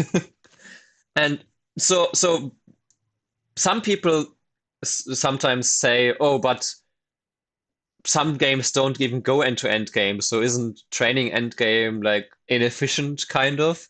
And to that I say, well, I see it the opposite way. Because so many games don't go into end game, you need extra training for that, and that's why I count those as games in my XP thing. Because to me, this experience for the second half, where I'm weakest at, uh, if you believe it or not, um, is so valuable that it doesn't only affect the second half of my game, but it also affects how I see points and reverse center and all those things during the whole game. So for me, the end game is actually a microcosmos of the whole game before, minus the fighting to the death. Yeah, I think like I've given that advice inadvertently myself, where I was like, okay, but endgame maybe not so important because as you just said, Hmm. uh, we don't always get there. But I did notice when I was doing more endgame, like I've only studied limited endgame, and then when I did, it did, as you say, change how I viewed the rest of the board. Hmm. So yeah, I'm definitely weak there, I think. I would argue it's probably, I don't know, something like middle game 55%, end game 40%, opening 5% in terms of rank that I would give. Middle game is still the most important because the fighting there and everything, the biggest swings happen there and so on. But it's Hmm. also a lot easier to train end game than it is to train middle game. It's not like Yeah. I'm not training and a middle game to like so it's just that end game needs some more can be trained more methodically, and of course I like that. Yeah, that makes it a bit nicer than middle game, which is a bit more chaotic. Mhm. I always argue for middle game. That's why I do a lot of Tomego and play games and do AI sent my whole AI sensei thing, repeating my positions. Like it's not like I'm not spending most of my time training for middle game anyways. Yeah. Um, Yeah. but back to this game. I think here AI tells us that those although all those are mistakes, probably tells us that there's something that one should protect or one should have attacked. In this case, probably you should have attacked because I don't see much I can attack. Yeah, Um, I noticed as well that you always had Sente, and I kept responding to you, and I was like, so I knew something wasn't going right. yeah.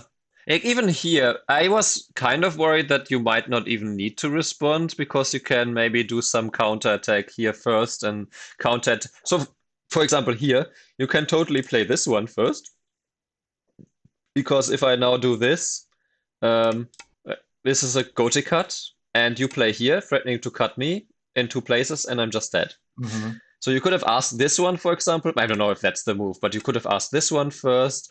Then you can also like ask this one, Phil, maybe, and threaten to kill like the whole group on the right side and cut me off here. Like you have this peep to threaten to get the second eye, and if I protect here, then all of a sudden you can play here or can play something like this, and my whole group on the right side all of a sudden has some problems, right? So that's the typical attack before you defend. Like, Yeah. yeah. Yeah, like you can really see that it's the focus on my side of the board, and that's why I just respond. Mm. Yeah, and So actually, yeah, it shows my bad habit. let me quickly see. Okay, this is actually the move. So I think at this point here, maybe even this one, let me quickly check.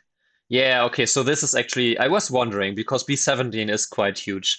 B7, at this point, your group in the top right is alive, so you can actually protect here. I can get this, but I mean, that's it. I don't even get this incentive. It's just a 5 point, 5 and a third point move here. And in the It meantime, feels so uncomfortable, but it's still alive. yeah. And I get that. I had a game recently where I also defended in a tournament because I was like 15 points ahead and I knew I was winning. And so I wanted to just play the most risk-free move. But the the problem with that is actually that these moves which seem like, oh, they just solidify the game, they actually make the game get closer. And you are more likely to lose in a close end game than you are because your group that can live, even if your opponent plays like three moves in a row, died. So it's more likely that you lose because of inefficiency, kind of like in this game here. Yeah, and then I got this one, and then I got even more when this happened. So I'm checking because I don't want to calculate the values. Like, but this lost 3 points, so not a big deal, but it accumulates in the end game. Every time, Yeah, like you exactly. just need 10 times 3 points, and in an end game, which took what was it like? Yeah, about what? Okay, if we go from this point, the end game from here, if we go to the end here, right here, this was still okay. This was still Sente, but here the game is like here the game is literally over, right? So we have only a bit more than 100 moves for this end game, where 30 points got lost. And we could even say the biggest bulk of it was lost until here. So yeah, it really accumulates here in the end game. Yeah.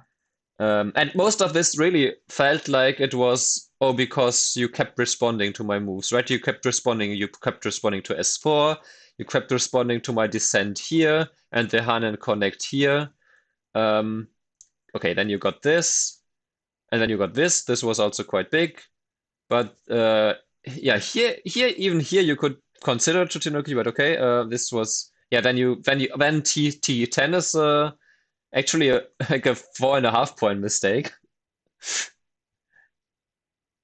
actually, it is because yeah, here really it comes into play that I still have like a Kema here, a Peep here, these weaknesses here. Actually, I like to do this with the triangle because that's danger. So there's this danger, then there's also the kind of Peep here against this shape.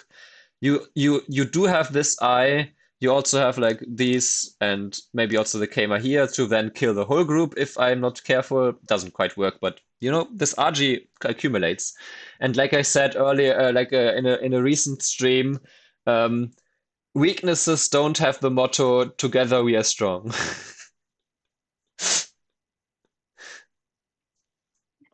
That's absolutely hilarious. That's a good one.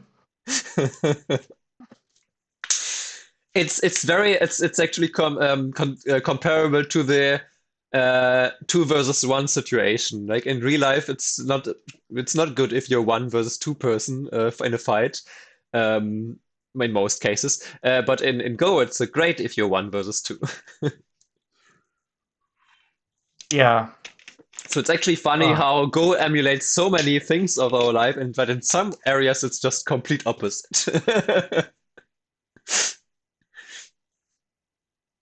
Yeah, I guess I should have thought. I mean, I kind of like felt that there was so many weaknesses, but I guess like each individual one isn't worth a lot, so then my brain just kind of goes like, eh, and then I just ignore it.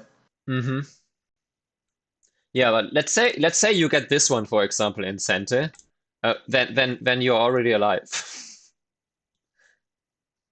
Right? If now you play away, for example, this is pretty big, and or you attack on the left side probably still. Like let's say you play here, and now I try to kill, then literally it's just this, or maybe even this one, and then this one, and now there's no way for me to kill because this is this, right? And this is this. And now Yeah, so there's black no way. lives. Yeah, so because of one, if you get one in Sente, then you can just make life. But you also like you have to get one, or you have to get this one in Sente, one of these two. Um, and because there's also still these weaknesses around N14, probably you can just Tenuki. So I don't know. Maybe this one is probably not even the mistake that you should have descended. But locally speaking, the descent is still better. I just noticed that, yeah, the graph kept showing that all of our moves were mistakes because there was so many weaknesses. The fact that you never really made use of these weaknesses, and I actually ended up getting so many points. There was an endgame move I also have in mind. I ended up getting so many points here. That's why the game almost was lost in the end. Yeah. Yeah, and then even here you can just Tenuki this one and then attack my weaknesses. But okay, we won't write this point home. From now on, every move that is like passive response is probably worse because there was a way to just abuse my weaknesses first. Yeah, and then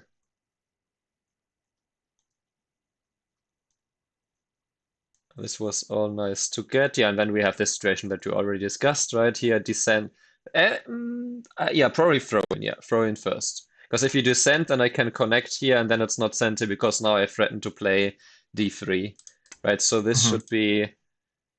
Yeah, okay, that's exactly what I think. So this is black plus 9, throwing is black plus 12, and this is black plus 6. And just like that, I've lost so many points.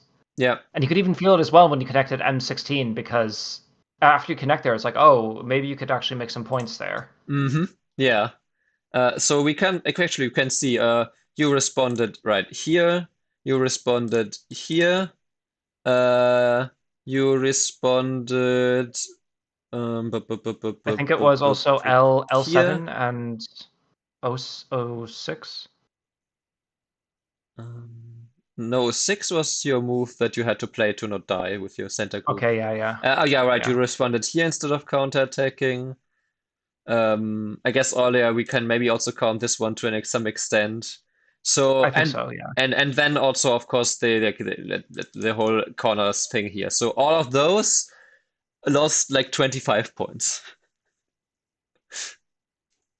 That's just Combined. incredible.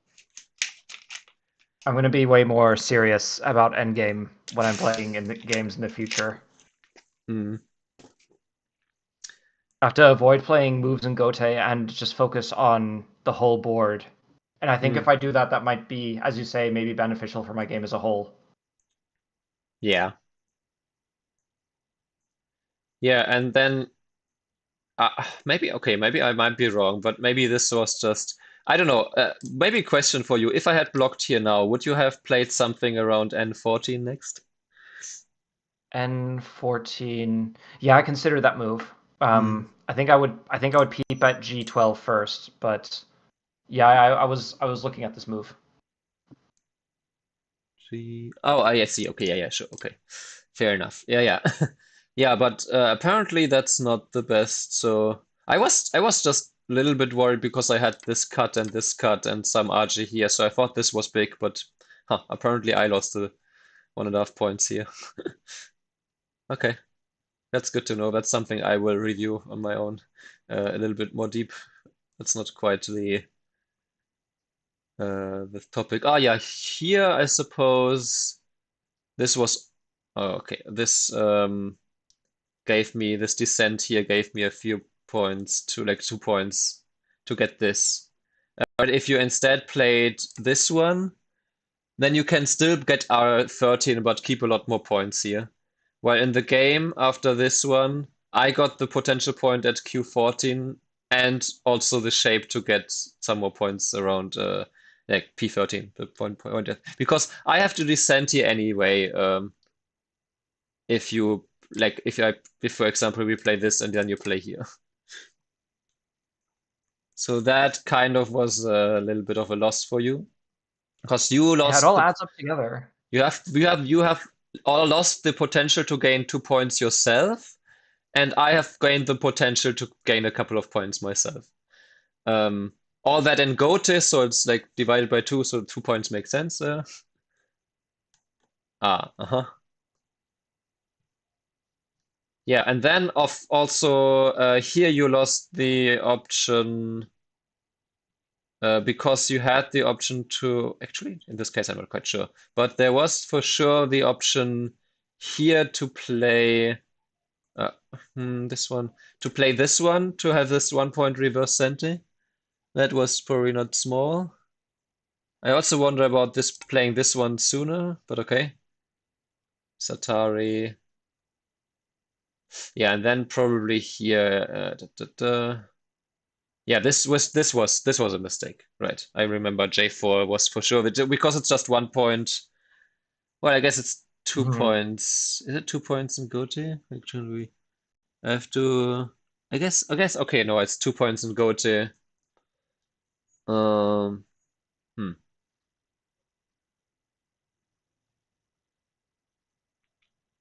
But also this push here seems very big.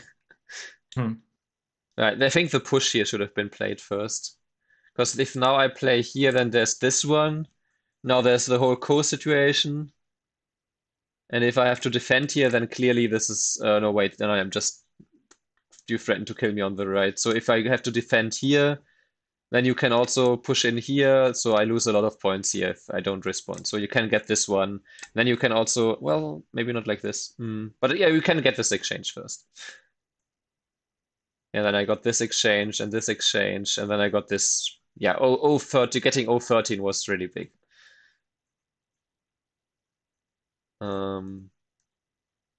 Yeah, that was fine. Oh yeah, and then here the one last thing you needed to take the ko here. Because it's also threatening to make the cut Yeah. center. Right? If we now were to, I don't know, say, oh, I finished this ko here now, then you can play this cut here and the Atari here, and then take this again in center. And now we have the same situation, but you connect two kos.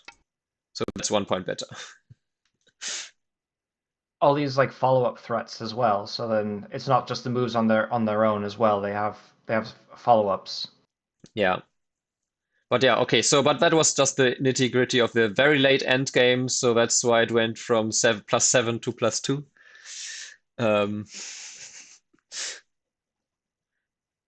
Losing a substantial amount of my handicap in endgame. yeah, literally 30 points.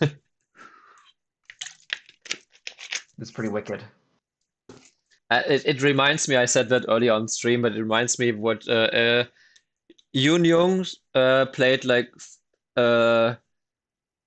what I think it was even like 100 point reverse Komi handicap against the one dan, and literally just said something along the lines of, yeah, I will just gain 20 points in the four corners and then 20 points in endgame and win. Yeah, I think there was something similar in like Lessons in the Fundamentals of Go or something, if I remember correctly, where it's like a stone handicap game, and then black just makes life everywhere, and then they lose because they just didn't put any pressure on white. Hmm. Yeah. Yeah. I think in that particular game, the funny thing is that that game she even won in under 150 moves because she just killed him in the middle. You So can do that too. and so someone asked earlier in chat, well, with this much handicap, don't I have to overplay like crazy? Because this discussion started here at this point when I was basically saying, well, in order for me to create something, I need you to have as many weak groups or weaknesses as possible. And then the question Hmm. was, well, don't I have many weak groups too? And then they understood that it was a handicap game. But I basically said, yeah, in this case, I'm 60 points behind, so I don't. I compared it to if you invade, you also don't expect to have a favorable result, but you are very happy if you have three groups that are weak, but the opponent also has three groups that are weak, because relatively speaking, it's then easier for you to make life in the Moyo. Hmm. And it's kind of the same in handicap. Like yes, both have like the weak groups, but relatively speaking, it's easier than to catch up. And it doesn't need to be. I don't think I super overplayed in this game. No, I don't think so. Yeah. I tried to play solid. I tried to killing me solidly. No. I tried to just without much overplay get this into positions where I can catch up just by the virtue of fighting better and then having better endgame. And it almost worked. Yeah, Came so close. exactly. I um, mean, that's also one of the signs that the handicap is appropriate, that we get I, to I within like 10 points at the end. I said that too. Yeah.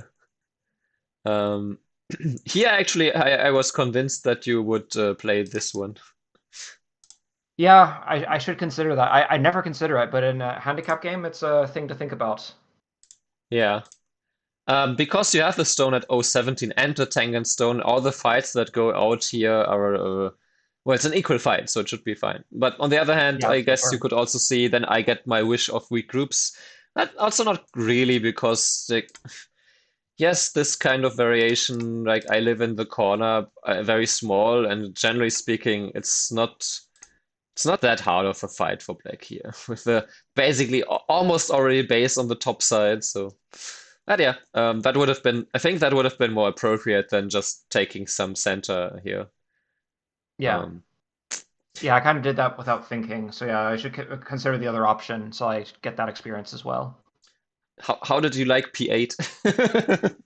Yeah, I was like, I can totally play Q7, and then I was like afraid that you would surround me in the corner, like you would push at Q6, and then you would suddenly be able to surround me. So then I was like, okay, well I can play R11 and just take a base, but it feels so passive. So then I took the peep anyway. Yeah. Um, I'm now repeating a few things that I saw on stream, but maybe if someone joined later, they don't get the repetition. Also, a Jevism.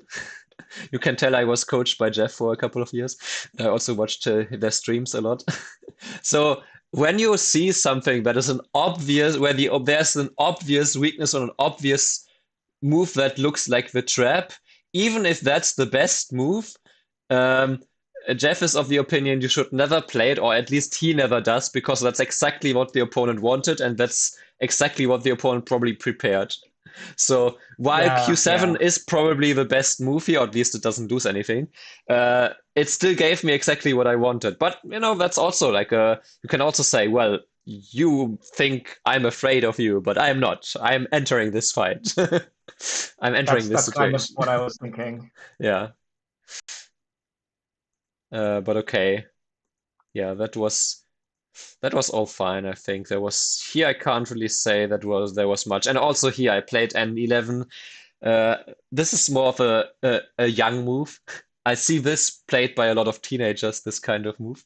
I usually don't Mhm. play this kind of way, but with 5 high handicap and the Tangenstone, if a Tangenstone is not already there, then jumping is just fine. But here I thought, yeah, in order to catch up, I need to be. It's not over aggressive. It's a little bit more. It's trying to push you a little bit more, let's say. Yeah, I find as white that that's kind of the way to go. Not like a crazy overplay, but adding a little bit of pressure. Yeah, and here my shapes were just bad, but I needed to start getting you to have some weakness, some heavier shapes. So yeah.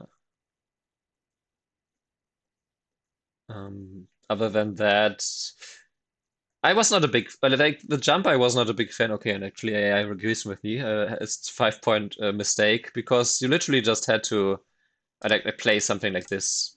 It's not like the turn here is such a Mm, big deal.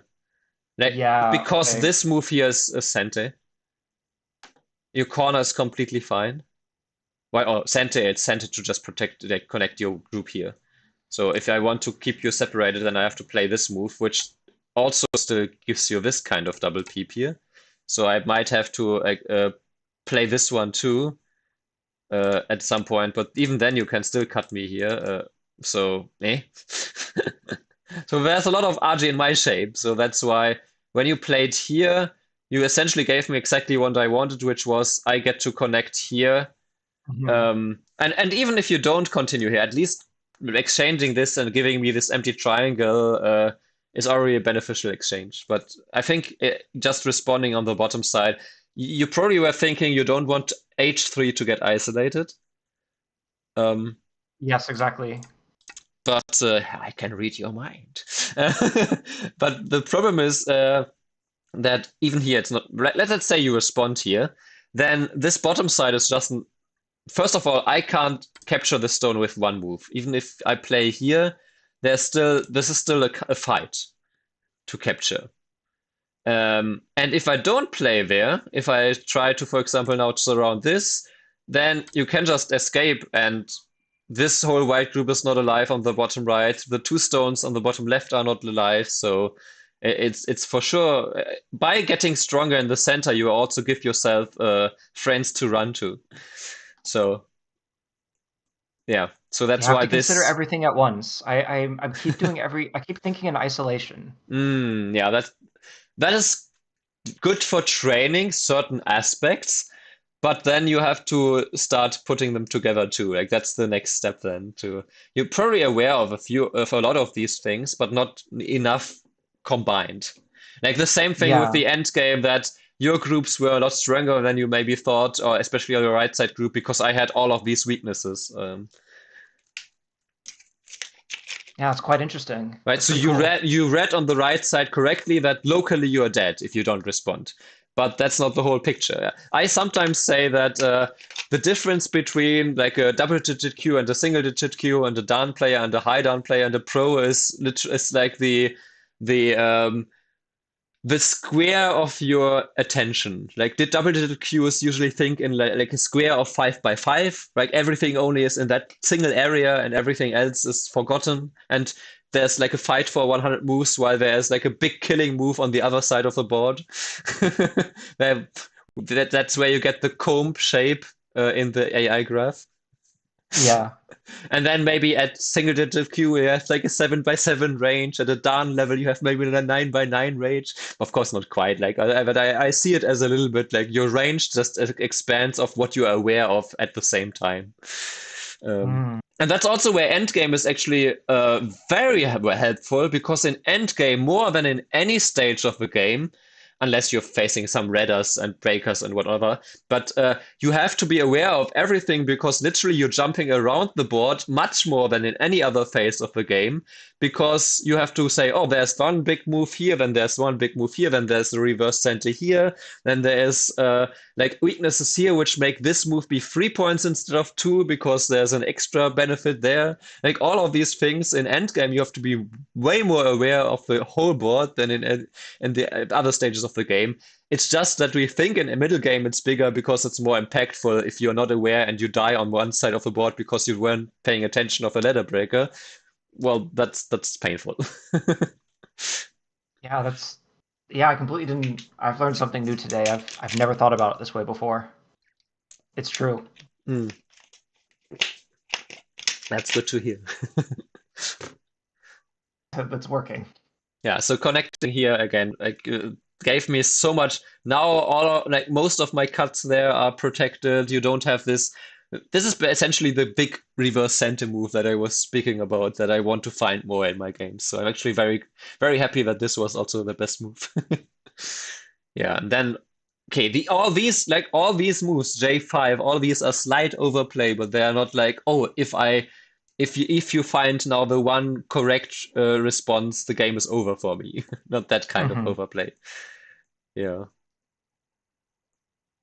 Oh yeah, and then S12 was too passive. But Because I'm um, worried. I'm worried of like. I'm obviously worried about R10, mm, and like I'm sure you can capture Q7, which I think even I'm not sure if it basically happens in the game. mm.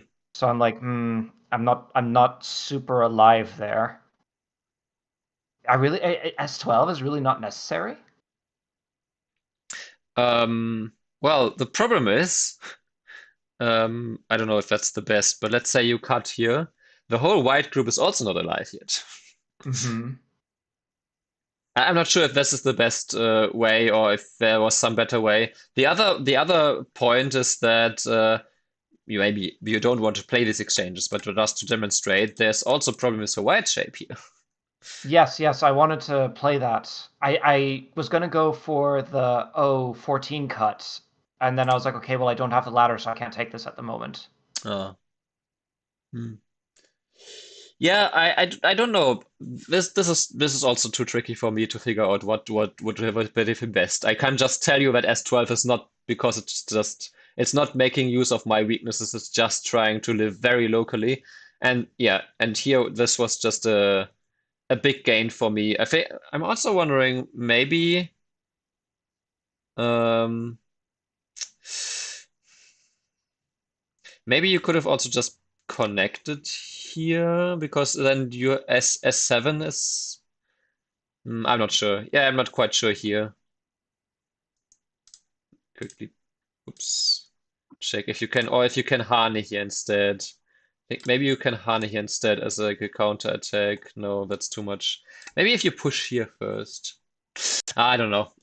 I wonder what was the best way here, but yeah. Oh yeah, right. This one. This one was for sure. Like if you protect, then probably it's better to do it this way. I mean, there's also the Q13 move, which also like almost makes you die Yeah, there for black. yeah, they are right. That's probably more it that you can just play away. Uh, yeah, and then this whole cutting happened. Um, hmm. Oh yeah, yeah. I was worried that you can Tenuki this one, but I also trusted that you wouldn't. Yeah, and then this Slowly, you was. know my style of play. This, to be honest, this whole phase here was a little bit too complicated to judge because there's just some RG on the bottom side, so I want to play H4. I didn't want to play here because you can then. This is maybe the phase of the game where I was overplaying a little bit. Um, yeah, this was all fine. I didn't like. Maybe for me, it was better to play something else than F11 because it is so easy for you to connect. But I also didn't want to play this exchange. I still have so many Mm. weaknesses here. I didn't want to play this exchange too early because then I reduced my liberties. So here it was just tough. But the game really got better for me here when uh, da, da, da. Yeah, when you try to kill this way and you try to kill inside. This was, of course, a huge loss. Yeah, because I got disconnected and it Right? didn't work. I Yeah, thought it would work, but it didn't. you can literally just play here. Then you also are connected in co on the outside, and then I have to play this one. Then you can get these kind of forcing moves here. But with this one, not only did you gift me a couple of points, but then for this um, I got it in Sente, but you shouldn't respond here. You should respond here. Why should I respond there instead? I guess gives me access to the side, or I have better shape in the center, or Well, the thing is, you're pretty alive in the corner. Even if I play here, and this way you can now decide to, for example, I don't know, counterattack my group on the right side and my group on the left side. Maybe you even descend here, to be honest. You descend here simply. And then if white descends again, now black can play just any random move here, and the left side of white is just super weak, and the right side of white is super weak. So honestly, here you could probably die in the corner, and you would still be far ahead.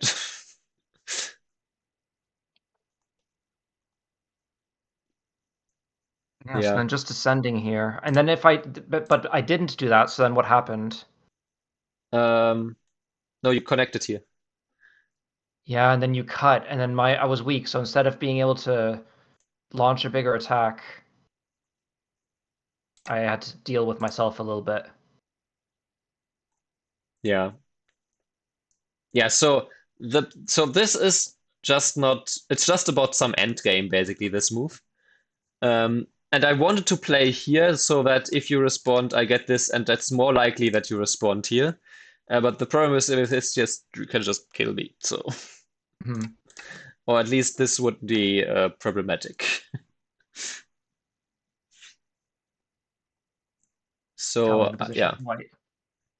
yeah, and this is actually what lost you the most. Like this phase is what you lost you the most in the middle game, right? Because here, if we quickly have a glance, here it says black plus 65. And after this move, it's black plus 38, so that was almost 30 points as well.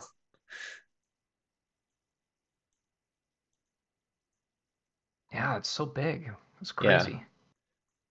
And then here, okay, I mean, I was a little bit below me. This was not ideal by me, but then, yeah, at this point, we both played this not quite ideal in this middle game section.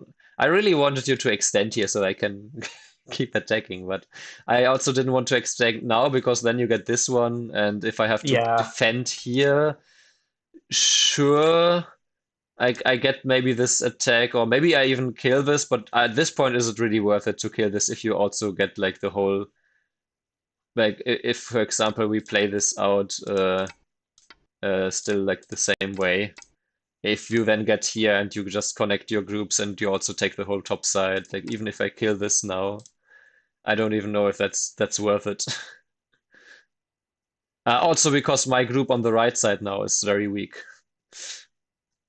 I guess I also have to prove that your group on the outside is dead, which may not happen. Hmm. So yeah, that's why I decided to let you connect, even though like I let you connect with this group twice, basically, in this game. And then I farmed you for threatening to disconnect and hoping that you respond passively. Feels bad to be farmed. That's such a horrible way to say it. Oh yeah, even here, there was probably still, yeah, probably at this point here, this one would have been better to counterattack. Because once again, I can only cut here in basically Gote. Well, okay, I Hmm. guess it's kind of. Mm, it's kind of Sente if we make really bad shape here like this. But also, is it though? Because even this cut here, now there's this, or there's also the counterattack here. And you also still always have this kind of problem here for white.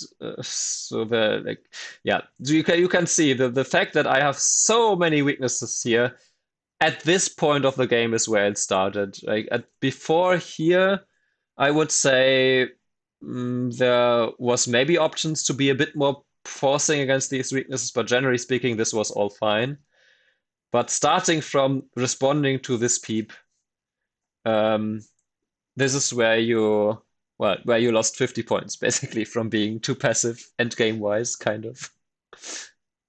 Oh, that's so bad. 50 points.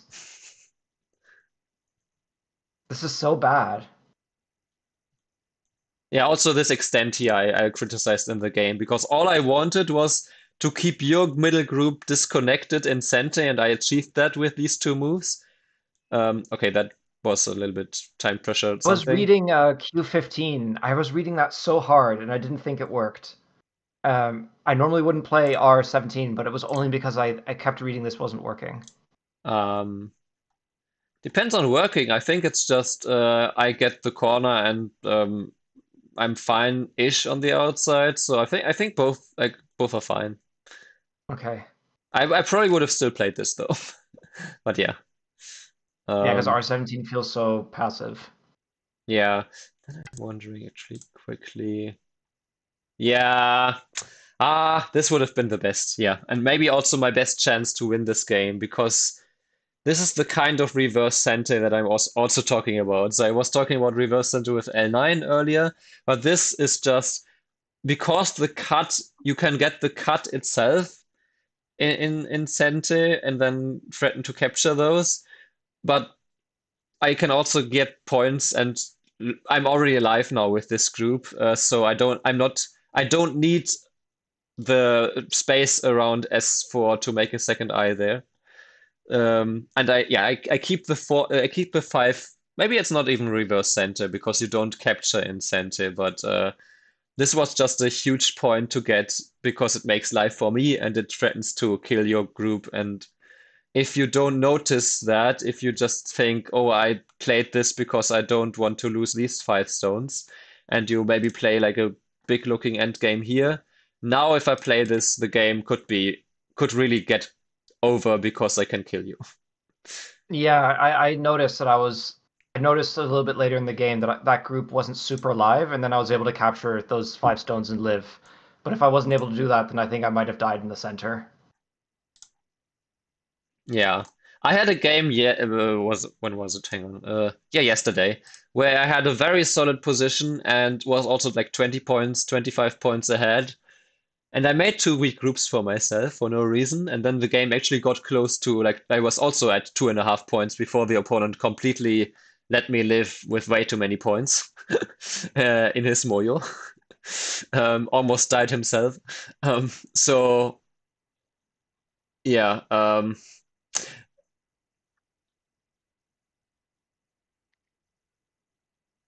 Wait, but yeah? In that regard, here I would have that would have been the move that I needed to maybe get you to be killed in this center group and be like in this situation of yeah, this was unnecessary risk.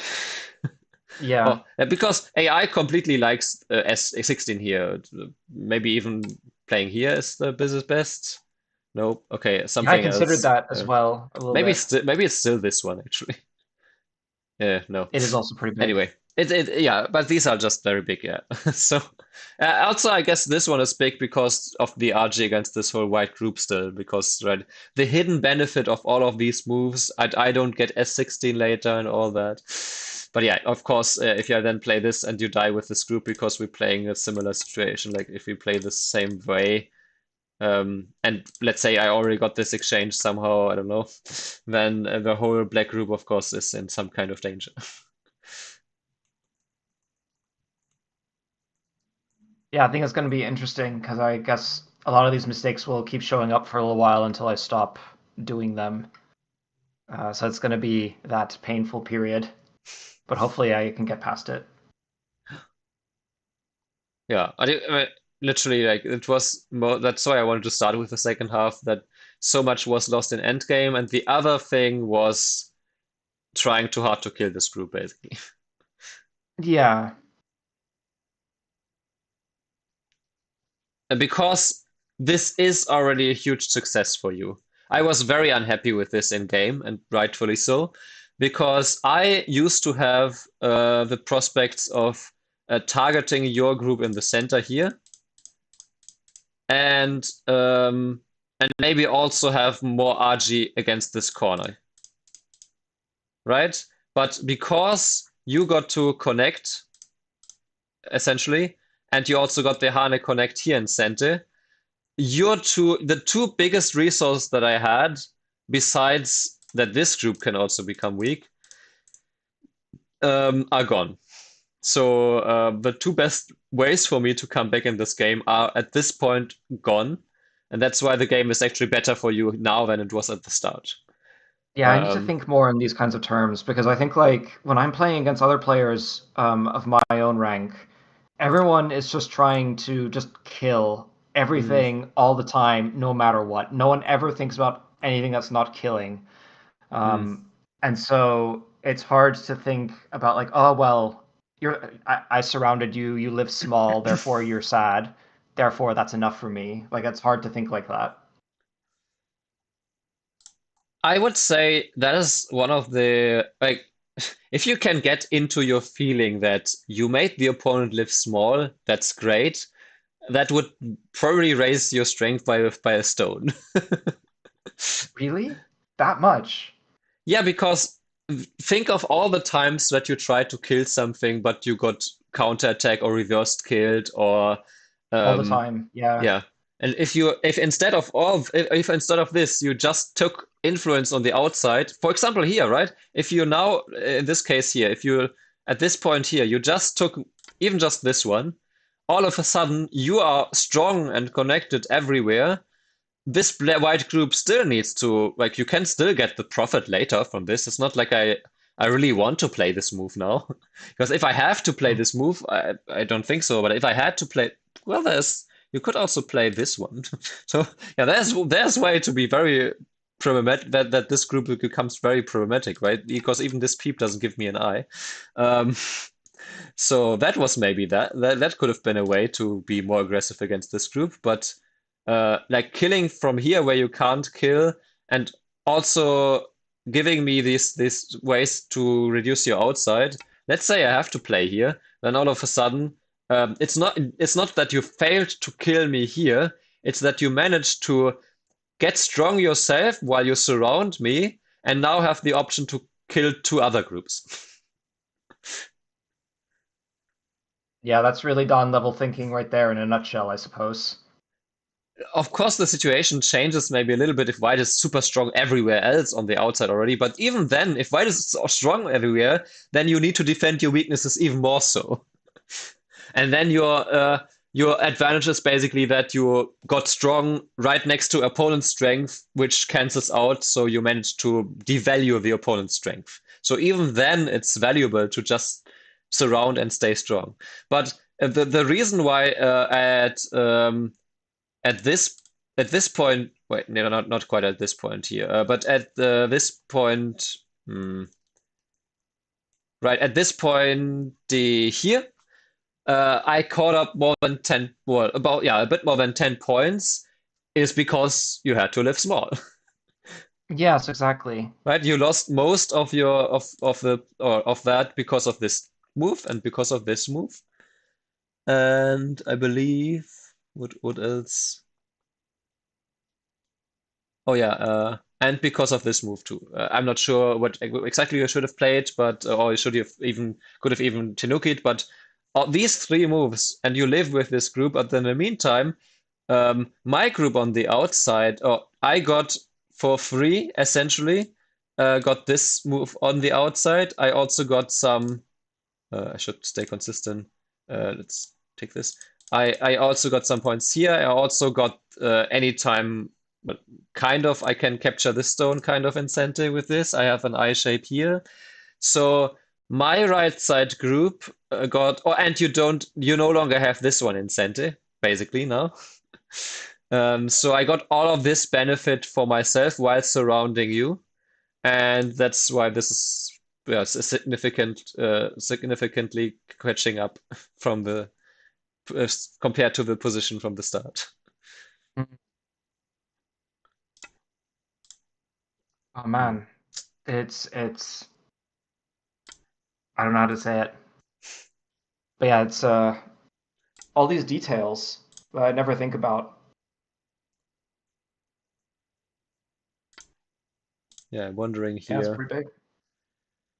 This was maybe a bit too off topic, so I should have continued fighting locally, but well, I guess maybe I thought I could also make you respond locally on the left side first and see how we go from there. If you pincer me, I know what to do. If you push here, then I know that I can maybe play on the left side. But yeah, anyway. Yeah. Yeah, so the But yeah, I guess that's the game. two big things were like getting surrounded on the right side, um, and giving me all that incentive, then surrounding me, but not taking center to just surround me. And then yeah, the especially um the other 2 points then concern like defending your group by looking at the weaknesses in my groups, and same for endgame, and then all the other endgame moves that we discussed. Yeah, so quite something in this game, yeah.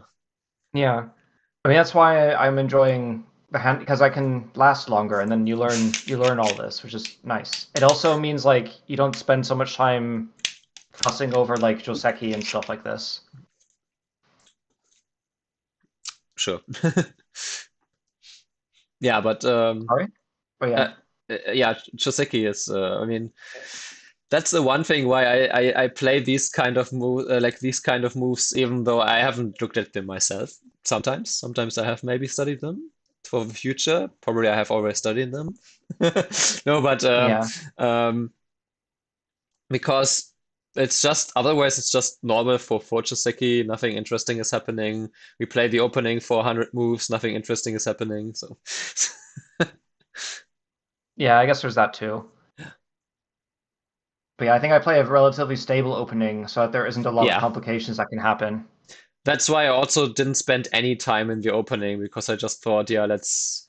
I mean, after P8, I spent some time to see, okay, but I mean, I just played the shape moves here, so I really didn't do much. I thought, like, I think maybe maximum 30 seconds on one move just to see how can I make this a bit more complicated, a bit more complex for you to possibly mess up in these fights that ensue. But Yeah, I mean it felt really annoying the M9 move because it's like, oh, I'm surrounded. That feels bad. That was also super easy for you. I didn't expect that you would just surround me like that. mm. I I thought you must be too thin. And then but there was nothing clear, you know? Yeah, well, I mean, the clear thing here essentially was that you could just play this, Hmm. um, and well, I guess not. Maybe this exchange was fine, but the jump here, yeah, I think getting this. Okay, yeah, so you're still surrounded on the right side, of course. I can still surround, but then there's still. I mean, there's also all this RG here with this cut still, right? So especially if now L8 is semi-captured. Yeah, I was looking at O4 for a little while. Could never quite make it work. But yeah, um, any other questions about this No, not from my game? side. But yeah, thanks a lot for the game again. You know I have a tournament next weekend, so I hope Mm, that I mhm. can go and crush noobs. Yeah, I've won in 2 weeks, so Yeah, well, I guess I hope we both do well in them then, and we'll see what happens. yeah. Well, in any case, have a nice rest of your weekend, I suppose. Yeah, you as well. And I'll Yeah. see you around. Yeah. See you. Bye. Bye bye. All right. So that's that. And with that, one last announcement. If you haven't seen it already, or you're not on my Discord yet, um, I announced, also I talked about it earlier, I announced the week of Endgame next week. I will stream a bunch of my second half versus AI. So if you want to learn more about Endgame, than I already explained in this game, join me there. And other than that, have a good start to your next week.